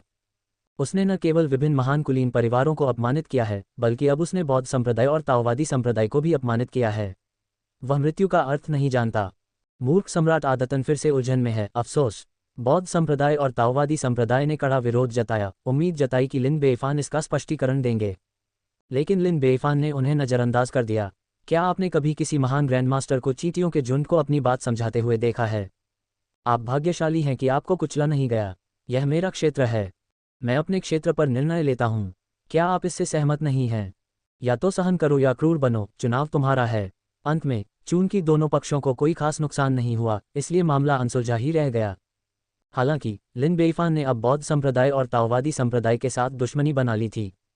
तारांकन तारांकन तारांकन डरट द्वारा प्रायोजित अध्याय 77/239। हम वर्तमान में भर्ती कर रहे हैं। CNKR JP अनुवादकों मिटलर्स का स्वागत है। Discord server URL pub future द्वारा विज्ञापन। संपर्क टॉस साइट मैप दान करें। मेनू दिखाओ। उपन्यास ऑनलाइन पूरा पढ़ें। उपन्यास बिन। उपन्यास जब से मैंने अपना क्षेत्र दान करना शुरू किया, मैं युगों युगों में महान सम्राट बन गया। अध्याय 170.2। गुना प्रिय पाठकों, अधिक अध्यायों के अनुवाद में हमारी टीम की सहायता के लिए यहाँ दान करें। URL। जब से मैंने अपना क्षेत्र दान करना शुरू किया, मैं युगों युगों में महान सम्राट बन गया। C 170.2 पब फ्यूचर द्वारा विज्ञापन। अध्याय 170.2। इस समय एक खूनी नरसंहार और दमन के बाद संपूर्ण ग्रेडजिया क्षेत्र अंततः शांत हो गया और कोई प्रतिरोध बल नहीं बचा और सभी सेनापति अपने कर्तव्यों की रिपोर्ट करने के लिए वापस लौट आए। लिन बेईफान बहुत खुश था। जनरलों ने कड़ी मेहनत की है। मैंने आपके सभी प्रदर्शन देखे हैं और अब पुरस्कार का समय है। अब मैं जनरल चाई युक्सिन को ड्यूक ऑफ फैंगवू की उपाधि प्रदान करता हूं और उसे 10,000 टेल सोने का इनाम देता हूं। चाई युक्सिन खुशी से खड़ी हो गई। धन्यवाद महाराज। जनरल वू संगुई को पश्चिमी गैरिसन के ग्रैंड जनरल के पद पर एक रैंक की पदोन्नति दी गई है, जिसके पास 200,000 सैनिक होंगे, साथ ही 10,000 टेल सोने का इनाम भी। वू सांगुई खुशी से भरे चेहरे के साथ खड़े हुए। आपकी महान कृपा के लिए धन्यवाद। जनरल वांग जिनहाई को दक्षिणी गैरिसन के ग्रैंड जनरल के पद पर एक रैंक की पदोन्नति दी गई, जिसके पास 300,000 सैनिकों की कमान थी और उन्हें 10,000 टेल सोने का पुरस्कार दिया गया। जनरल वांग जिनहाई खुशी से खड़े हो गए। महामहिम, आपकी महान दयालुता के लिए धन्यवाद। इस महान युद्ध में अपनी विशिष्ट पहचान बनाने वाले सभी सेनापतियों को उदार पुरस्कार दिए गए। मूलतः प्रत्येक जनरल को एक रैंक की पदोन्नति दी गई तथा कुछ को महान उपाधियां भी प्रदान की गईं। यहाँ तक कि नीचे के सैनिकों को भी 3-3 टाइल चांदी का इनाम मिला। पुरस्कारों के इस दौर के साथ ही लाखों टैल चांदी गायब हो गई, जो उदारता का एक अभूतपूर्व प्रदर्शन था। हालांकि किसी को कोई आपत्ति नहीं थी। आखिरकार यह क्षेत्र विस्तार की एक अभूतपूर्व उपलब्धि थी। राष्ट्र का भूमि क्षेत्र 6 मिलियन वर्ग मील से अधिक बढ़ गया था, जो एक सामान्य राजवंश के आकार के बराबर है। और फिर जनसंख्या है जो 30 मिलियन से अधिक बढ़ गई, जो एक पूरे राजवंश की जनसंख्या के बराबर है। जहां तक अन्य धन संपत्ति और संसाधनों की बात है तो इसकी बात ही मत शुरू कीजिए, वहां तो बहुत कुछ है। इस अप्रत्याशित लाभ ने ग्रेट जिया को बहुत धनी बना दिया, कई राजवंशों से भी अधिक धनी। पब फ्यूचर द्वारा विज्ञापन पुरस्कार वितरित होने के बाद लिन बेइफान ने गहरी भावना के साथ कहा, अब हमारा महान जिया अब अतीत का महान जिया नहीं है। वर्तमान महान जिया अपने विशाल क्षेत्र और प्रचुर संसाधनों के साथ विशालता और उदारता की भूमि के रूप में वर्णित किया जा सकता है। हालांकि ग्रेट जिया और भी मजबूत हो गया है, लेकिन हमें कई समस्याओं का भी सामना करना पड़ रहा है। किसी ने एक बार कहा था कि वर्तमान ग्रेट जिया मिट्टी के पैरों वाला एक विशालकाय है जो बाहर से मजबूत है लेकिन अंदर से खोखला है, और मुझे लगता है कि यह एक बहुत ही उपयुक्त वर्णन है। तो अब हमें अपनी आंतरिक शक्ति को विकसित करना होगा और खुद को मजबूत बनाना होगा। नागरिक और सैन्य अधिकारी सहमति में सिर हिलाए बिना नहीं रह सके। क्या यह मामला नहीं है? अब जबकि राष्ट्र का क्षेत्रफल 8 मिलियन वर्ग मील तक पहुंच गया है, जो कि एक सामान्य राजवंश के बराबर है, लेकिन उसके पास केवल 2 मिलियन से अधिक सैनिक हैं, तो वे इतनी विशाल भूमि की रक्षा कैसे कर सकते हैं? पूरे ग्रेट जिया की आबादी अब 50 मिलियन से ज्यादा हो गई है, जो राजवंशों में भी सबसे ज्यादा है। हालांकि उनकी आधिकारिक प्रणाली बहुत कमजोर है और प्रतिभा भंडार की कमी है, वे कैसे प्रबंधन कर सकते हैं? इसलिए अब आंतरिक शक्ति विकसित करना और ग्रेट जिया को शीघ्रता से मजबूत करना अनिवार्य है। मंत्री महोदय, मेरा आदेश प्राप्त करने के लिए आगे आइए। आपका सेवक यहाँ है। हेशेन खड़ा हो गया। लिन बेइफान ने ऊंची आवाज में कहा, मैं अब आपको आदेश देता हूं कि आप पूरे देश में आम लोगों को बंजर भूमि को पुनः प्राप्त करने, सड़कें बनाने, खनन करने, घर बनाने और कपड़ा उत्पादन में संलग्न होने के लिए समन्वय करें। विशेष रूप से सड़क निर्माण के साथ आपको ये सुनिश्चित करना होगा कि सभी प्रमुख शहर सीमेंट सड़कों से जुड़े हों ताकि लोग जल्द से जल्द समृद्ध हो सकें। महामहिम, क्या इसमें सभी आम लोग शामिल हैं, यहाँ तक कि पूर्व ग्रेट शू के लोग भी? लिन बेइफान ने सिर हिलाया, बेशक, अब जब वे मेरे विषय बन गए हैं तो मैं स्वाभाविक रूप से उन सभी के साथ समान व्यवहार करता हूं। जब तक वे अपने भोजन और कपड़ों के लिए काम करने को तैयार हैं, उन्हें अवसर दिया जाना चाहिए। महाराज दयालु हैं, लेकिन हमारे पास भोजन की थोड़ी कमी है। आपका विनम्र सेवक चिंतित है। हेशेंस के चेहरे पर पसीना आ रहा था। यदि वे सचमुच ऐसा करते तो कम से कम 50 मिलियन लोग भोजन के लिए उनके पास आते। चाहे वह मजदूरी हो या भोजन, ये बहुत बड़ा व्यय होगा। अब वे आर्थिक रूप से संपन्न हैं और वेतन बांट सकते हैं, साथ ही कर भी वसूल सकते हैं, इसलिए उन्हें पैसे की चिंता नहीं है। लेकिन भोजन, पिछले वर्ष उनकी फसल बहुत अच्छी हुई थी, जो 25 मिलियन लोगों को एक वर्ष तक भोजन कराने के लिए पर्याप्त थी। पब फ्यूचर द्वारा विज्ञापन, युद्ध के दौरान जब्त किया गया भोजन भी केवल 15 मिलियन लोगों को एक वर्ष तक खिलाने के लिए पर्याप्त था। इसका मतलब यह है कि उनकी मौजूदा खाद्य आपूर्ति सिर्फ 40 मिलियन लोगों के लिए एक साल के लिए पर्याप्त है, जो 50 मिलियन आम लोगों के पूरे देश को खिलाने के लिए पर्याप्त नहीं है। 10 मिलियन का बहुत बड़ा अंतर है, इसे कैसे भरा जाए? लिन बेइफान को पता था कि दूसरा पक्ष क्या सोच रहा था और उसने मुस्कुराते हुए कहा, चिंता मत करो, बस जैसा मैं कहता हूं वैसा करो। हालांकि हमारे पास पर्याप्त भोजन नहीं है, हमें बस इस साल की शरद ऋतु की फसल तक इंतजार करना होगा। तब तक इकट्ठा किया गया भोजन पूरे देश को खिलाने के लिए पर्याप्त होगा। यदि यह अभी भी पर्याप्त नहीं है तो हम याओ और अन्य लोगों के साथ भी व्यापार कर सकते हैं। मैंने पहले ही व्यापार फिर से शुरू कर दिया है, इसलिए भोजन निश्चित रूप से कोई समस्या नहीं है। हाँ महाराज, हेशेन ने आदेश स्वीकार कर लिया। हालांकि वह नहीं जानता था कि सम्राट को इतना यकीन क्यों था कि इस साल की शरदकालीन फसल राष्ट्र को खिलाने के लिए पर्याप्त होगी। याओ के साथ व्यापार मार्ग उन्हें बाहर से भोजन खरीदने की अनुमति देगा, जिससे उनका दबाव बहुत कम हो गया। मंत्री काओ, मेरा आदेश प्राप्त करने के लिए आगे आइए। महाराज, आपका विनम्र सेवक यहाँ है। काओ खड़ा हो गया। लिन बेइफान ने मुस्कुराते हुए कहा, मंत्री काओ, जैसा कि आपने देखा है, हमारा ग्रेट जियास क्षेत्र 8 मिलियन मील तक पहुंच गया है और हमें बड़ी संख्या में सैनिकों की आवश्यकता है। इसलिए मेरे लिए भर्ती जारी रखें और वर्ष के अंत तक कुल 4 मिलियन की सेना तक पहुंचने का प्रयास करें। हाँ महाराज, काओ ने बिना किसी हिचकिचाहट के उत्तर दिया। उसका हृदय भावनाओं से भर गया। पिछले वर्ष के अंत में सम्राट ने कहा था कि उन्हें 10 लाख सैनिकों की भर्ती करने की आवश्यकता है, लेकिन कौन जानता था कि योजनाएं परिवर्तनों के साथ तालमेल नहीं रख पाएंगी और भूमि क्षेत्र के 4 गुना बढ़ जाने के बावजूद 10 लाख सैनिकों की भर्ती अभी भी एक रूढ़िवादी अनुमान था। उनके अनुमान के अनुसार ग्रेट जिया की सुरक्षित रक्षा के लिए वास्तव में 4 मिलियन सैनिकों की आवश्यकता थी। महामहिम, एक साल के भीतर 2 मिलियन सैनिकों की भर्ती करना एक बहुत बड़ी चुनौती है। आपके विनम्र सेवक का एक सुझाव है। क्या सुझाव है? बोलो, काओ ने जोर से कहा। महाराज, लगातार कई वर्षों के युद्ध के बाद हमारे महान जिया के पास वास्तव में कई गुलाम हैं, जिनकी संख्या 3 मिलियन से अधिक है। ये वे सैनिक हैं जिन्होंने दूसरे देशों से आत्मसमर्पण किया है। हम उन्हें अपने सैनिकों में बदल सकते हैं। ऐसा करके हम जल्दी से 1 मिलियन सैनिक बना सकते हैं जो लड़ने के लिए तैयार और सक्षम हैं। लिन बेईफान ने सिर हिलाया। मंत्री जी ने समझदारी से बात की है। पहले वे अपने स्वामियों की सेवा करते थे, इसलिए मैंने उनके कर्मों का प्रायश्चित करने के लिए उन्हें दास बना दिया था। लेकिन अब वे सभी मेरे अधीन हैं और उन्हें नए सिरे से शुरुआत करने का मौका दिया जाना चाहिए। पब फ्यूचर द्वारा विज्ञापन। जो लोग 2 साल से ज़्यादा समय तक सुधार श्रम से गुजरे हैं और जिन्होंने अच्छा व्यवहार दिखाया है, उन्हें उनकी दास स्थिति से मुक्त किया जा सकता है और आम लोगों में बदल दिया जा सकता है। अगर वे सेना में सेवा जारी रखने के लिए तैयार हैं, तो हम उन्हें ग्रेट जिया की सेवा के लिए भर्ती करेंगे। काओ काओ ने ऊंची आवाज में कहा, महाराज दयालु हैं। उनकी ओर से आपका सेवक आपका धन्यवाद करता है। इसके बाद लिन बेईफान ने व्यवस्थित तरीके से आदेश जारी करना जारी रखा। उन्होंने सिविल सेवा मंत्रालय के उप मंत्री यान सोंग को ग्रेट श्यू के विभिन्न शहरों के अधिकारियों का निरीक्षण करने का निर्देश दिया। वास्तव में ग्रेट जू के सभी अधिकारियों को हटाया नहीं गया था। स्वच्छ पृष्ठभूमि वाले कुछ निचले स्तर के अधिकारियों को शहरों का प्रबंधन जारी रखने के लिए रखा गया था। अब यान सोंग को उनका निरीक्षण करना था। जो अच्छा प्रदर्शन करेंगे उन्हें रखना था और जो अच्छा प्रदर्शन नहीं करेंगे उन्हें निकाल देना था। इसके अतिरिक्त उन्होंने ली लिनफू को एक और शाही परीक्षा की तैयारी करने को कहा। उनके देश में प्रतिभाओं की कमी थी, इसलिए इन पदों को भरने के लिए अधिक प्रतिभाशाली व्यक्तियों की भर्ती करना आवश्यक था। आदेश जारी करने के बाद लिन बेईफान ने उन्हें प्रोत्साहित करते हुए कहा, मुझे उम्मीद है कि सभी मंत्री कठिनाई से डरे बिना कड़ी मेहनत करते रहेंगे। एक बार जब ग्रेट जिया स्थिर हो जाता है तो मैं आपकी योग्यता और योगदान को पुरस्कृत करूंगा। हाँ महाराज। तभी एक सिपाही दौड़ता हुआ आया और एक जरूरी रिपोर्ट लेकर आया। 800 मील दूर से एक जरूरी संदेश। महान फैंग राजवंश के राजकुमार रोंगजेन ने फीनिक्स किले के माध्यम से 1 लाख की सेना का नेतृत्व किया और हमारी सीमा पर आक्रमण किया। स्थिति बेहद गंभीर है। पूरा हॉल स्तब्ध रह गया। महान फैंग राजवंश ने हमला किया है। ये तो बस एक के बाद एक बातें हैं। काय करते? लिन बेईफान मुस्कुराया। महान फैंग राजवंश, क्या सही समय है? तारांकन तारांकन तारांकन। डरट द्वारा प्रायोजित अध्याय 78/239।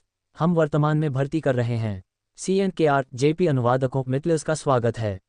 Discord server URL pub future द्वारा विज्ञापन। संपर्क टॉस साइट मैप दान करें। तारांकन तारांकन तारांकन TLN सिसी। इन सुझावों के लिए पुनः धन्यवाद। 7523 75 से ज़्यादा 239। हम वर्तमान में भर्ती कर रहे हैं।